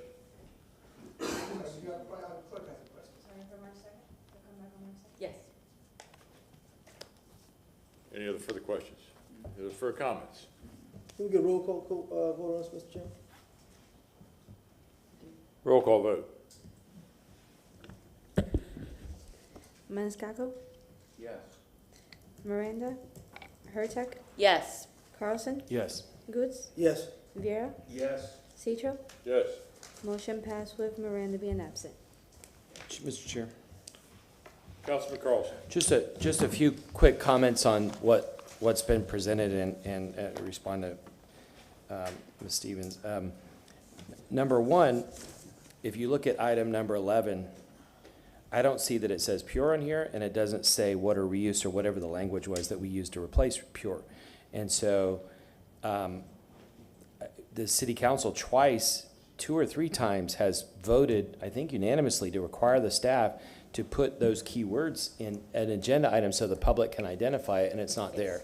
So that's number one. Number two is the staff assured us, we've killed this project 3 times, just this council. The prior council, I think, killed it 2 or 3 times also. So we've killed this 3 times, and the last time they said that Pure was dead. The staff came out and said, Pure is dead. We're not going to bring up Pure. Pure is not happening. And then as Marty said, the mayor suddenly out of the blue posted a video about Pure, sent a 3-page memo to all the city council candidates, and sent out a press release about Pure. And it's very confusing because the staff who report to the mayor say the project's dead, but the mayor herself says it's not. And so there's a confusion there. There's a lot of angst in the community about that, a lot of confusion. Number 3, Councilmember Maniscalco mentioned how the money could be used on something else. And before a staff member comes in and says, oh, well, it's enterprise money and you can't use blah, blah, blah, blah. The public doesn't want to pay more fees or taxes. But if they have to pay something and they choose between increased water rate to pay for drinking potty water or an increase in something else to pay for police and fire, they'd rather pay for the something else in police and fire. They don't want to pay for this. And so there are different funding sources. We're limited, but there are different funding sources we have access to. I don't think my colleague was saying literally we would take out of this fee enterprise fund and pay for something else. But there is a possibility that the public just can't stand having more and more rate increases all the time. The next thing is that this is an experimental technology. I mean, I voted against it, but it's an experimental technology. I don't know why the staff is so bound and determined to use experimental technology. And we're beta testing it, that's great. Maybe we can use it to clean the river so it will flow better into the bay. But without describing any of the benefits of it until a little bit recently, they've been bound and determined to push this new experimental technology for several years. It's written into the contract. And when presented with an alternative that 9 out of 10 cities use, they come up with every excuse why they don't even want to look at it. And that just is very disturbing to a lot of people. We've asked them several times to start over. After we killed it the first time 4 years ago, they started over with an alternatives analysis. But the alternatives analysis used modeling that was completely biased. I mentioned the purple pipes. They looked at the whole city. They didn't put in an ordinance that would require to use that to water your lawns. So many problems with it. So the prices were skewed, and the main determination they used is price to reject it. So the whole thing looked biased. And so whatever we do, we need to start over. We need to have an honest approach. We need to look at all the different items. The staff said 2 weeks ago, we don't want to try to lobby the state to change this or modify it in any way. Well, that's not an honest approach, because one of the alternatives would be to change it so we don't have to do this. Why would we put this burden here? And I presented to everybody in the city, why wouldn't we sell this to somebody else? We could make a profit for the next 30 years because we don't need this water. And we could, whoever we sell it to, we could say we want the first right of refusal to buy treated water back. And we could, with 50 MGD, we could protect the city's supply for the next 100 years, but we wouldn't have to put any debt on the city, on our taxpayers. We wouldn't have to increase rates. Why wouldn't we do that? Because somebody in the city just wants to build something. They just want to build it and bond it out, whatever. I don't know why. Nobody knows why. But they just want to build something. And it doesn't make sense. Financially, it doesn't make sense at all. Mr. Shelby. Mr. Chairman, Councilmember Carlson, forgive me, but there are a lot of things that I'm not familiar with. You mentioned that I don't know who it was, I suspect the administration, or maybe you know, put forward, you said a 3-page statement regarding this? The mayor sent a 3-page memo to every city council candidate to try to educate them on why Pure is a good idea. And there was something else you said that was done. And then The video? a And video was there anything else and a done? press release was sent out. And a press release. I have not seen the candidate comments to the candidates. I have not seen the press release, so I would need to see that. I have not scrutinized the PCL contract with regard to how that plays into it. I will need to do that as well. I'm going to ask for support from the legal department to bring me up to speed on this, but I would like to be able to obtain that which you have seen that I haven't had the benefit of, just to give me a greater context to realize what the issues are. So I'm going to work with the administration to be able to get that information, unless council has it available for me. I'll get it from the administration. I'll get it, okay. Okay, thank you. My turn? Hi, I'm Gary Gibbons. I'm vice chair of the Tampa Bay Sierra Club. I'll answer your question, Councilman Maniscalco. We've done lots of outreach to the public. We've met with neighborhoods. We've done programs with Sierra Club about the Pure Project. We haven't found a single person who's in favor of it who is not receiving a paycheck from the city or has a contract with the city. Okay? So it's all about money. It's what I call the water industrial complex. And never underestimate them. So, my questions, you talked about the contract. That's what I'm here to talk about. This relates to city contract number 21-00044 with PCL Construction, Inc., entitled Purify Usable Resources for the Environment, Pure Design Build. I'm going to refer to that as the Pure Design Build contract in my comments. Could I ask you to just give your professional experience real fast so the public will know, and your name? I've been a member of the Florida Bar since 1979. I'm mostly retired except for working on Pure these days because I have grandchildren that live here and I don't want them drinking this water.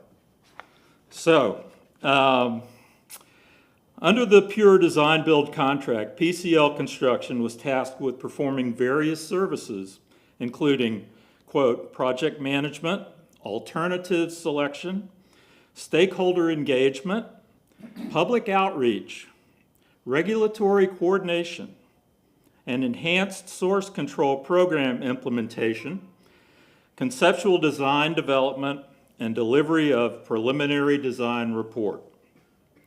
With regard to the alternative selection, PCL was to, quote, evolve the evaluation of alternative combinations with the goal to allow the city to select the preferred alternative to advance future phases of this overall project.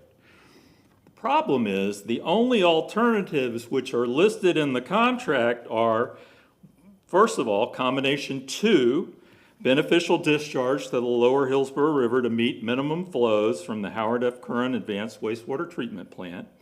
Number 2, combination 3, which is putting it in the aquifer recharge and recovery and discharge into the reservoir above the dam. And the third one is direct potable use, reuse, so making us drink it. All right, that's the only alternatives that they wanted to study under this contract. That's contrary to what we said when we came to City Council and complained about this before. Under resolution number 2022-126, Council appropriated $1,134,393 on February 3rd, 2022 for work to begin under the contract. The work was required to be completed within 240 days, 8 months, after issuance of a notice to proceed. So here we are more than a year later, and we don't know what's happened under that contract, which raises a lot of questions. So my first question is, what date was the notice to proceed? And was the work completed in 8 months? The administration keeps saying there is no PURE project. So my second question is, what's the legal status of the PURE Design Build contract between the city and PCL Construction, Inc.? Is it still in force, or has it been completed, or has it been suspended, canceled, or abandoned? Because under the contract, the city has the unilateral right to suspend, cancel, or abandon the project. So another question, has the city suspended, canceled, or abandoned the project? If so, was that cancellation done in writing, and when? Was PCL Construction paid for its services and reimbursable expenses up through the date of suspension, cancellation, or abandonment? Or has PCL been told to stand down and stand by? Has the Pure Design Build contract been amended or modified since February 3rd, 2022? If so, how and when? And could we get a copy of that? What work has been completed? How many invoices have been submitted by PCL, and how much money's been paid out by the city under the Pure contract? And exactly what work has been performed? Are there any documents or records that have been created by PCL Construction under the contract which PCL is claiming to be exempt from disclosure under the Florida Public Records Law? When will the city provide copies of all the invoices and all work product produced by PCL Construction under this contract to the stakeholders group and the public and to City Council? And will they do it without submission of a formal public records request? Is the pilot project involving the suspended ion exchange being performed and billed under this contract or another contract? And if it's a separate contract, what's the contract number for that one? And can we see what has been paid out on that? I'm sure that we have many more questions that'll be answered once this information is provided, but then it may also produce some additional questions, like when they tried to answer the 17 questions and did so, well, I don't know. We weren't happy with their answers. We also have some questions about the selection of PCL as the contractor. The documents that we have seen thus far from the selection committee's meetings reveal that there were 3 firms who submitted bids, and after scoring the bids that were submitted, the initial rankings were first, Jacobs Engineering Group, Inc. Second, Kiewit Water Facilities Florida Company, and third, PCL Construction, Inc. The documents go on to say that, quote, all of the submissions by these 3 firms were deemed worthy, found to be compliant with the solicitation, and all the firms were found to be qualified for the referenced project scope of work. Yet when the voting of the committee occurred, PCL Construction was chosen first, followed by Jacobs Engineering Group, followed by Kiewit Water Facilities of Florida. So we wonder, why was PCL selected when they finished last in the initial scoring of the 3 firms? We look forward to receiving answers to these questions as well as others that we have raised. And I have additional copies of the questions that I ran through today because I thought you might want them. Mr. Chairman, I was about to ask that question. Thank you. I hope you have enough copies to include me, otherwise I'll have to make more. Yeah, I have plenty. I had some for the city, but they're not here. Mr. Gibbons, are you ready for questions? Yes. Councilwoman Hurtak. It's not really a question, more as a motion that I'm going to ask the water department to get us answers to these questions by March 16th, 2023. So these questions being questions starting on page 2, where it says, so my first question is, and then finishing with page 3. So all of these questions answered in both written form and written form to be put into SIRE beforehand. So my motion is to answer these questions, make sure they are put in written form and accessible in SIRE the week before. May I, if I'm sorry to interrupt, was there a second to that motion? I'm sorry. Oh, there's a fourth page. I apologize. I have 3 page ones. Oh, I'm sorry. I'm just, I don't know, if you could just take a look, at the what, if you, Counsel, I'm sorry, if you could just take a look at what you were handed. I don't know what you have, Councilwoman Hurtak, but I have 3 of the same identical page ones. Okay. I just want to show you. Respond to Does everything. anybody else have that situation? You have that too? My apologies. And what should they have, sir? Pages, There are 4 pages. numbered 1 through 4? 1, 2, 3, 4, yeah. Okay, does everybody have pages 1, 2, 3, and 4, Counsel? 2 and 4. Did you have a copy of pages 1, 2, 3, and 4 for the clerk? Sir, your name again, sir? I'm sorry. Mr. Gibbons. Mr. Gibbons? Gibbons? Yes. Do you have, Shelby speaking. did you have an extra copy for the clerk? Thank you. So when I counted these questions, I found 11 questions. Is that right, Mr. Gibbons? I didn't count them. Oh, okay. But But basically, I see 10 questions and then 1 question at the very end. Why were they selected when they finished last? So I'll say these 11 questions. Since most of these aren't going to require research, I think it's reasonable to expect answers on March 16th, 2023. Again, written answers in Sire beforehand, and then explanations. So that is my motion. No. Mr. Shelby? Counsel, this discussion may be very relevant for me to be able to formulate a response for City Council. So I'm going to have to work with this as well. And it's probably going to involve seeing this information to be able to see where it fits in to what Council's direction is. So I just wanted to let you know that, and I'm going to be working with this as well, with setting forth what Council has directed me to do. Thank you. We have a motion made by Councilwoman Hurtak, seconded by Councilman Goods. All in favor, say aye. Aye. Any opposed? Motion passes. thank you. And thank you, Mr. Gibbons, for putting this in such a nice, succinct question format, so I could make the motion so quickly. Thank you.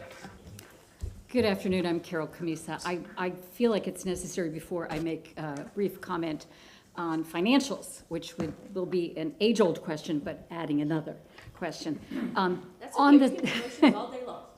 On the selection issue, and I want to state this because I've been involved in several public records requests to get information that's promised and never seems to come.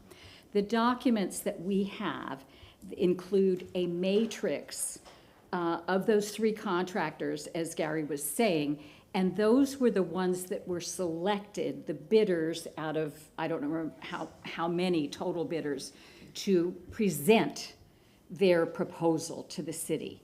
So that was the initial lineup. After that, there was another meeting that went through and evaluated based on the presentations. We did not get a similar matrix of rankings. Now, I don't know the processes that they go through, and some of this information could be confidential, but we did not get a matrix. What we got was a memo, a recommendation memo to the mayor that said there was a unanimous decision in favor of PCL and recommending her approval to sign up PCL. Now, I heard hallway corridor that wasn't exactly a unanimous decision, but I don't have any documentation to that effect. So I just want to be very clear about that.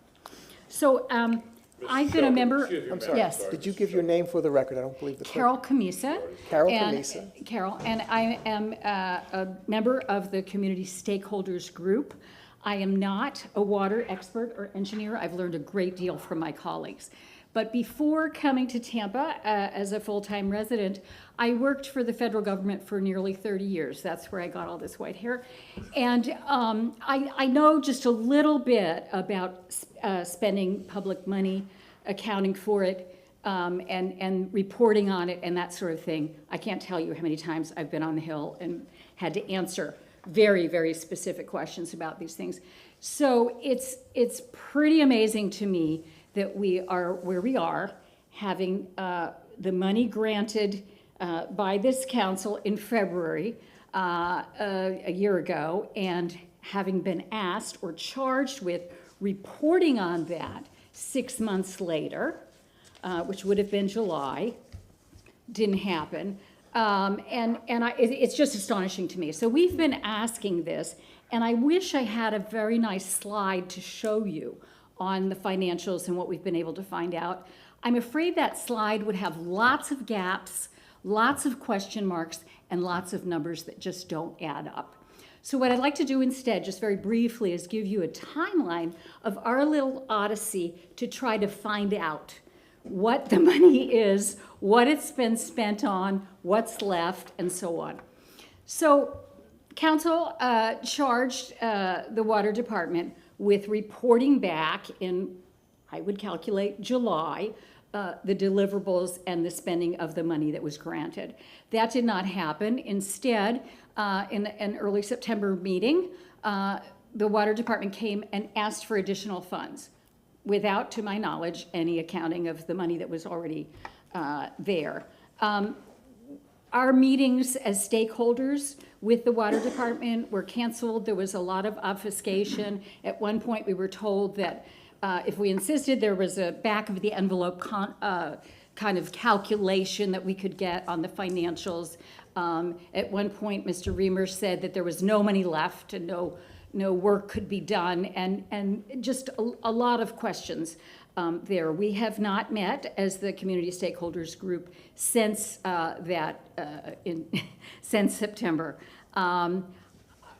Myself and another community member did make a separate meeting with the water department, Chuck Weber precisely, and we were told that we could go through and ask some very specific questions. We were working off of a document, an invoice from PCL that we got through a public records request. This was an invoice that covered the period April to June 2022, and it was in the amount of $137,000 approximately, some change. It didn't cover the full period. It didn't seem to jive with, there's no money left, we need more money, but that was the information we received. In our meeting with Chuck, we then learned about some other monies. $1 million that was going to be used for this 6 pilot program.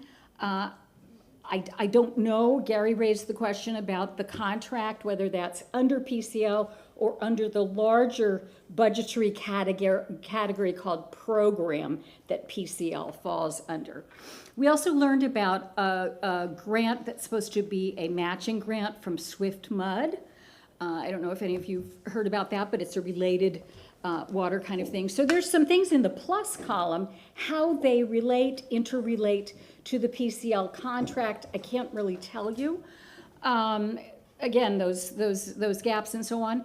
And then more recently, we've seen copies of an invoice covering the period September through December, the end of the calendar year. That brings the total, presuming that it covers the invoice we had previously seen, to just under $400,000. Again, not jiving with the fact that there's no money and we need more money. Again, more questions and gaps. It also doesn't cover, was there no money spent between February and April? Was there no money spent between June and September? Just not a lot of clarity there. I don't know, but in my business and my experience working with federal government and taxpayer resources, you had monthly reports, or at least quarterly reports. You had calculations of, we have this much money, according to these categories, this has been spent, these are the deliverables. To me, that's very straightforward. And it's something that the man on the street can understand, I think, or the woman on the street. Not just council and not just people like us who've had our nose in this for a long time. I just don't understand how we can't get that information. And personally, where I come out is either there's insufficient or mismanagement on the financial side, or there's obfuscation and there's things that they're not telling us and they don't want us to know. I just come out with more questions, and I don't know if you want to add that to the 17 and then Gary's and so on. But that's the extent of my comments. Councilman Carlson. There's a pattern, and the people that are in favor of these kinds of projects, they use the term conspiracy theorist as chaff to try to distract people away from things that are going on. But when well-educated community leaders like yourselves and hundreds of others out there looking at other projects find things that are suspicious, we have every right to ask questions as citizens, and particularly as city council, since we are responsible for approving or rejecting these projects. And I find it disturbing that information is not easily accessible. I myself have pulled public records and had been charged about $4,000 for pulling the public records, and I still don't have all of them. And I'm not sure that I have all of them because I asked for a document to see which ones were redacted, and I'm not even sure, I haven't gotten the list yet, so I don't know. And if an officer of the city can't get documents and educated people in the public can't get documents, I don't know what's going on. A community member called me and said they gave a very specific request, and I don't remember the exact details, but it was something like this. I want the contract from PCL in February 2022, and the response from Public Records was, which contract are you talking about? Unless you give us the specific, we're not going to give it to you. Well, I mean, how many contracts are there? So you need the contract number. We've got a copy. No, but the point is, why is it so difficult for folks to, if your response is that, or you could say there are 4 contracts, would you like all of them? Or would you like, I don't know how many there are, but the point is that the answer back is always something that forces you to relook at it again. We city council members have been harassed repeatedly by people that are trying to hit us for political purposes. This is members of the public that are educated with national reputations, trying to get information to honestly, objectively evaluate a situation, and you guys can't get contracts or can't get the documents. It's really sad. Here's something I would suggest. This is just a brainstorm. I'm not going to make a motion, but just the idea of Councilmember Hurtak's proposal a little while ago. I think that we should not allow any discussion about water reuse in any form to come back unless it's presented by this task force. And that would mean that the staff would have to meet with the task force and explain it to them, and they would explain it to us. Because I think we and the public have faith in their responses. But when we find over and over again that there's a lack of information, a lack of specificity, hiding information. Remember, it's a public record. I got like a 3-page memo saying that all of you were copied on a year or two ago, saying I was misleading the public by using the total cost of the proposed projects instead of the capital cost, which is completely absurd. And how is it misleading the public by telling people the total cost? And now they're saying, well, there is no pure project, so there's no cost. We don't know what the cost is, because they know that hurts them. And then suddenly the mayor comes out and says, well, there is a pure project. Well, does that mean we can go back to the $2 to $6 billion? I mean, the whole thing is shady. And there's a lot of shady stuff, like Hannah Avenue, like the incinerator plant. There's all kinds of stuff. And we need to have transparency and accountability in the city. And I hope that once we get past the elections that we can have it again. Thank you. Anyone else? Any other comments or questions? Councilman Hurtak. Well, I tend to agree with you because that's what I do too in my day job before I joined council, was look at and evaluate international development projects for that very same thing. You have to account for every penny, and it's public. So I would just make a motion. So you're saying the contract number is 21-44? Gary's got it, but. Yeah, okay, so. And in fact, we did get that through a public information request, and I'd be happy to share that contract document with Mr. Shelby. If he's having Well, I'm trouble. just gonna ask for both the document and all invoices having to do with it. And we'll start there, and if they're vague, then we'll ask for more specificity. Specifically, the contract again that you were referencing. 21-44. And you're asking for? A copy of the contract. Of the contract. And all of the invoices to date. Okay, I mean, you can compare them with what we have, Yeah. but as I told you, there's gaps. And if you have trouble like Mr. Carlson in getting the contract. We do have a copy of it. And I didn't, I requested on something else. I was just using that example. Could you ask for work product also? Oh, absolutely, yeah, the deliverables and, yeah, so I I'll mean, ask for what the invoices and invoices deliverables. show are the work categories, project management, and that's how they charge them. Okay. But there's no real indication of deliverables, you know, we got this report or that sort of thing. You can't tell what you've gotten for the, So yes, so I 300,000. want contract for 2144. Invoices, all, covering the all period. invoices for the entire contract and all deliverables for that contract, also for March 16th, 2023. So why the significance of that date? You said March 16th, 2023. I'm Yes. sorry, if you could just, and help me understand the significance of that date. I'm sorry, I might have been out of the room. It's the next, it's a month from now, or Oh, not, that's it's the 2 date weeks you're from asking- now, That's yeah, the Yeah. date you're asking it to come back. yeah. And It's the that- date I'm asking it to come So back. you're going, you've asked, just so I'm clear, and I want to be able to discuss this with you just pursuant to the rules, that aside. You've asked me to come back next week on an item related to this. Mm-hmm. Then you've asked the city to come back to answer the questions on the next week after that related to Yes, this. but it's And not, they're not related. This contract is not related to the, No, what we asked you to do was just, what do we do to stop it? So Right. it kind of doesn't have anything to do with it. well, it very well may be if there's a contract in effect, and I Yeah, understand. yes, this- but I think we're talking about going forward. Like, how do we kill this going forward? No more contracts, no more anything. Whereas this, I just want to answer what has been done already. That's what the public is asking. They're asking, what is the contract? Where has the money gone? What kind of deliverables have we gotten? And then what's the status of this? So that's. If I can just add a little footnote, and it's somewhat relates to Councilman Carlson's use of the word shady. When you have so many questions and gaps, it leads you to think that there's maybe something under the covers to look at. I don't know how deeply you want to go in asking questions about this contract, but one of the subcontractors, as you know, historically, Carollo was previously involved in toilet to tap. So that's just something that rings some bells. In addition, after February, PCL lost the public outreach subcontractor, and they took some time to find a new one because of scope changes and so on.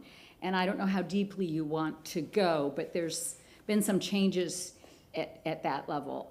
I'd be very interested to know what deliverables were performed in relation to public education, because I feel like this group, in a matter of months or even weeks prior to the September council meeting, spent more time in the community and educating people on a voluntary basis than was ever performed under the contract. So I'm not sure how deeply you want to go.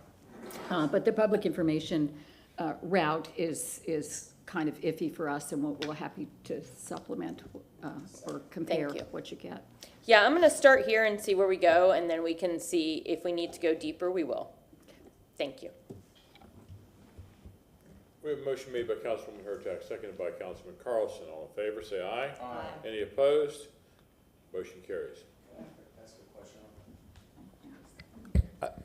Councilman Carlson. I wonder, any of you, does it seem odd that since we're at the concept stage and the research stage and maybe the alternatives analysis stage, that the city would hire a construction company as the lead contractor? Wouldn't you hire a construction company when you want to build something instead of doing, I don't know anything about this particular company, but it just seems odd that you would, So looking back at the TAP documents, they had a list, and I don't know if I have it with me, but a lot of the. Just for the record, please state your name. This is Nancy Stevens. Looking back at the TAP documents that they referenced, they had a list of all the documents that they had produced by 2018, and most of them were implementation documents. So under the TAP project, there was a lot of work on how to implement it. And again, all that documentation, it should be widely. but the PCL contract was when they had said to us that they were going to start completely over, look at all the alternatives, but then they hired a construction company as the lead contractor. And so it seems like you would only hire a construction company if you were already planning on building something. And then remember the discussion we've had over and over again, is this is a project or process? And sometimes they'll say process, but most of the time it is, we're trying to build this process with the ion exchange and we just want to move down, and it's still TAP. There's this other discussion, but then it's still TAP. And the fact that the staff said, now all of this is done, we're going to completely start over again just a couple months ago, and then the mayor comes out with a whole video about Pure. Exactly. Yeah, and I have to say that Carol and I did attend that conference where the three contractors were presenting, and we both kind of like Jacobs because they were coming in with new ideas, fresh approaches, a staged approach to implementing it, looking at, the needs, and, Jacobs wasn't selected, so. Hi, I think I'm last. I'm Phil Compton, and I'd like to remind you, first of all, how we got here. I'm with Friends of the Hillsborough River. We're the citizens group that had to come together 24 years ago to stand up for the river when no one else could or would. Back in 1999, when SwiftMud was first working on establishing a minimum flow rule for the Hillsborough River after 35 years of abuse and neglect by the city, Mayor Greco told SwiftMud that if there were to be a minimum flow for the lower river below the Rowlett Park Dam, that it would have to be 100% Sulphur Springs water. All the fresh water in the river was the city's property. And our appeal of that rule resulted in a 5-year scientific study that proved that we were right, that the river's estuary below the dam does need a combination of springs water and clean fresh water. Then years later, Mayor Iorio proposed using treated wastewater as the source of that fresh water. But public outcry prevented that and resulted in the use of the water as Mr. Flannery described, with a combination of the springs water and fresh water. Until quite recently, however, city staff resisted that approach, using only Sulphur Springs water instead of any of the abundant, clean, fresh water that's been designated for use in the minimum flow. So here we are today, with Mayor Castor's staff now proposing that instead of using the clean fresh water that we have available for the estuary, where the fish of Tampa Bay come upriver to spawn in the spring, the staff is proposing that we instead use treated wastewater, because it will not only be safe for the fish who spawn there, but it'll also be safe for our children and our grandchildren to drink. But will it be safe? The city has not decided what the additional methods of treatment of the wastewater will be under Pure. In other words, they have yet to tell the citizens how the city will treat the reclaimed water to sufficiently remove the contaminants. And we're talking about the forever chemicals that you're hearing so much about, the PFAS, the pharmaceuticals, everything that you get at a CVS or Walgreens or what have you, hormones, heavy metals, pathogens, etc. Before they, of course, as you know, put it into the reservoir above the dam and into our drinking water supply, use it for the minimum flow for the Hillsborough River below the dam, where fish of Tampa Bay come up river in the spring to spawn, or storing any of it in the aquifer. There are no Florida or United States drinking water standards yet established that set safe levels of the contaminants known to be in reclaimed water. In other words, under current law, Tampa isn't required to test for those contaminants or tell you what levels remain in the reclaimed water to meet drinking water standards. So if staff are telling you they'll treat the reclaimed water to current drinking water standards, they're again not telling you the whole story. They're leaving out the most important part. Saying you'll meet current drinking water standards is irrelevant to the question of human health and environmental safety, and fails to equate to a sufficient safety standard for Pure. And no amount of funding that you could provide for staff can result in the creation of standards that we must have to know if this water is safe. It's not for any of us to set those standards. It's way above everyone here's pay grade. It's the job of the state and federal officials. Even for the type of contaminants for which we do have standards, there are questions to be answered. The study should capture peak contaminant levels. Those can vary by day and hour, so it's likely that the staff might have missed those peak contaminant levels in their measurements. What do industries dump into the sewer system? What time of day does that happen? We really need a more rigorous contaminant study, and it needs to be available online, as Ms. Stevens told you. We really need to know for sure what is in this water before we try to demonstrate that one approach or another would be effective in eliminating contamination. Telling you not to worry that the river is already contaminated without real numbers from the river and from the wastewater we'd be adding to the river tells us nothing and is a disservice to us all. According to the National Water Research Institute, quote, more monitoring is needed to support further development, design, implementation, and long-term operation of the Tampa Pure project and is described in recommendations below. Monitoring is needed not only for the traditional parameters such as total dissolved solids, total organic compound, and nutrients, but also for pathogens and microbial surrogates and an array of chemical constituents of concern, including recalcitrant organics in wastewater sources. This is type of pollution, contamination that we'd be dealing with for the first time. We have no experience with that up to date. So if the staff tells you that they do, they don't. I understand now that some of you may favor reverse osmosis, RO.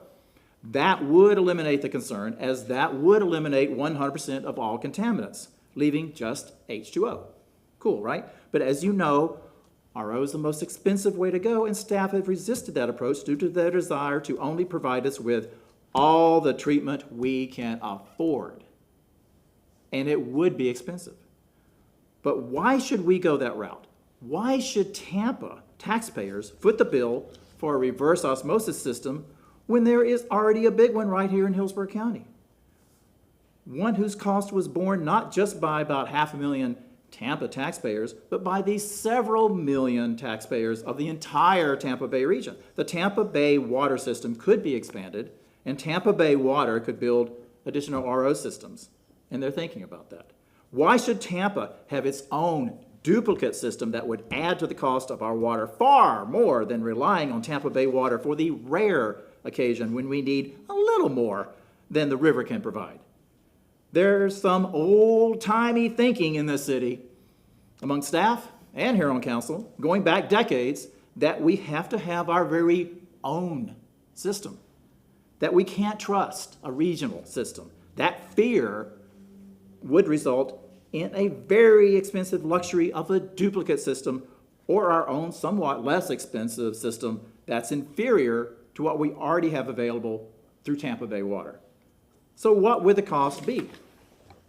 I can make Elmo work here. You've probably seen this before. This was presented to you on May 20th last year by Chaternick Consulting. But we really don't know. Staff haven't told us, and they haven't told you. What we do know is that it could mean an average increase of anywhere from $35 to $79 a month on our water bills. That estimate is drawn from this report and dividing that by assuming 170,000 water customer accounts, anywhere from the 2.1 billion to 4.9 billion. Finally, I understand last night that some of you saw how many engaged voters want us to move forward with this risky, expensive, and really not necessary plan. Not a one, right? Don't we have other needs that cry out right now, as we were reminded this morning by the Planning Commission, and will going forward for years to come, for funds that we now say we don't have? Affordable housing, accessible transportation, and a sustainable city here on the water at a time when the seas are rising and will one day too soon rise above our front doors when it storms. You stopped Pure before. You thought, but like a zombie, it will come back before you. This time with the support of, well, among others, stakeholders, associated industries, hardly the kind of stakeholder that voters will recognize as having a valid interest in our city's future. Please, and thank you for the action that you're taking today. Say no today, say no tomorrow, and say no forever to this harebrained plan. And tell the mayor and her staff to get to work on doing our part for a regional solution that doesn't rob our city's capacity to solve our real problems. Thank you. Any comments or questions? Councilwoman Hurtak. I want to say thank you so much for bringing that up. When we approved the 6 pilot that was one of my questions was, well, what is in the wastewater that we're trying to get rid of? They couldn't tell me. So they said, though, that, I mean, in theory, a pilot test would have a benchmark, and then what else so hopefully we should have that information available once that study is done. That will at least give us a baseline of what we are currently putting out, because that was my first question, too. Like, how do you improve upon if you don't know what you're... Right, but you still don't know if you reduce it to something greater than 0, if that is a safe level. For Exactly. a little girl, like the little girl who's here today, and Mr. Gabbard said they're going to live here forever, drinking that water all her life. Yeah. What's that going to do to her? We don't know. Yeah. But let's take a chance and find out, shall we? Thank you. Thank you. Councilman Carlson. Just one quick question. Did Yes, you just say that AIF is supporting this? The Associated Associated Industries? Industries was listed as one of the stakeholders that the city's assembled, along with Friends of the Hillsborough River and League of Women Voters and so forth. Yeah. Okay. Yeah, the other Yeah, business, they've added to the stakeholders. the other business organizations outside of Tampa are concerned about this because Yeah. it's a huge unfunded mandate and a huge tax increase because Right, of it. and basically, as we characterized earlier, the leaders of the water industrial complex are now being considered stakeholders, like citizens are. Which Any is a other heck of a questions, no. comments? Thank you. Can I just respond? There was a study done by the city, the Task 8 deliverable done by Corollo Consulting, that was, our final was October 2020. That had a very extensive study of the contaminants in the wastewater, the drinking water, and the raw water, and there's a big appendix. I didn't print out the appendix, but it's like this thick. So if you request that, I mean, it's a big document. I might be able to share it with you. I Can can't- you share the date again? October 2020. Thank Sorry you. about the messy. This is Thank you very the Task much. 8 deliverable, October 2020. Here. Sorry for the messy. Task 8? At Task 8, there was that many tasks. There's a lot of TAP documentation that they are referencing, continue to reference.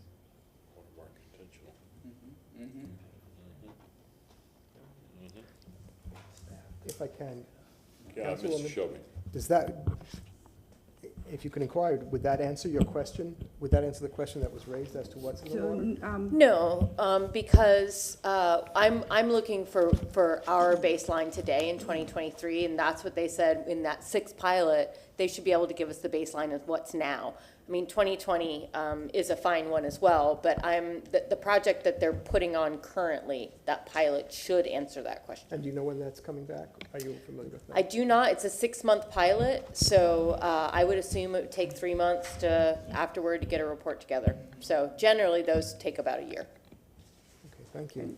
And can I just mention, I mean, I've raised questions about this report, and I've questioned whether 12 samples of a wastewater contaminant is enough, and whether the actual measurements were complete and actually caught the highest levels of the contaminants, and they've never responded to that question. And Mr. Chairman, just a reminder that if there's anybody else from the public, before you close out the workshop, to take public comment, if there's anybody else who wanted to say anything, other than the presenters. At 3 minutes. I was supposed to, but I'm going to pass. Are you sure? Councilman Carlson.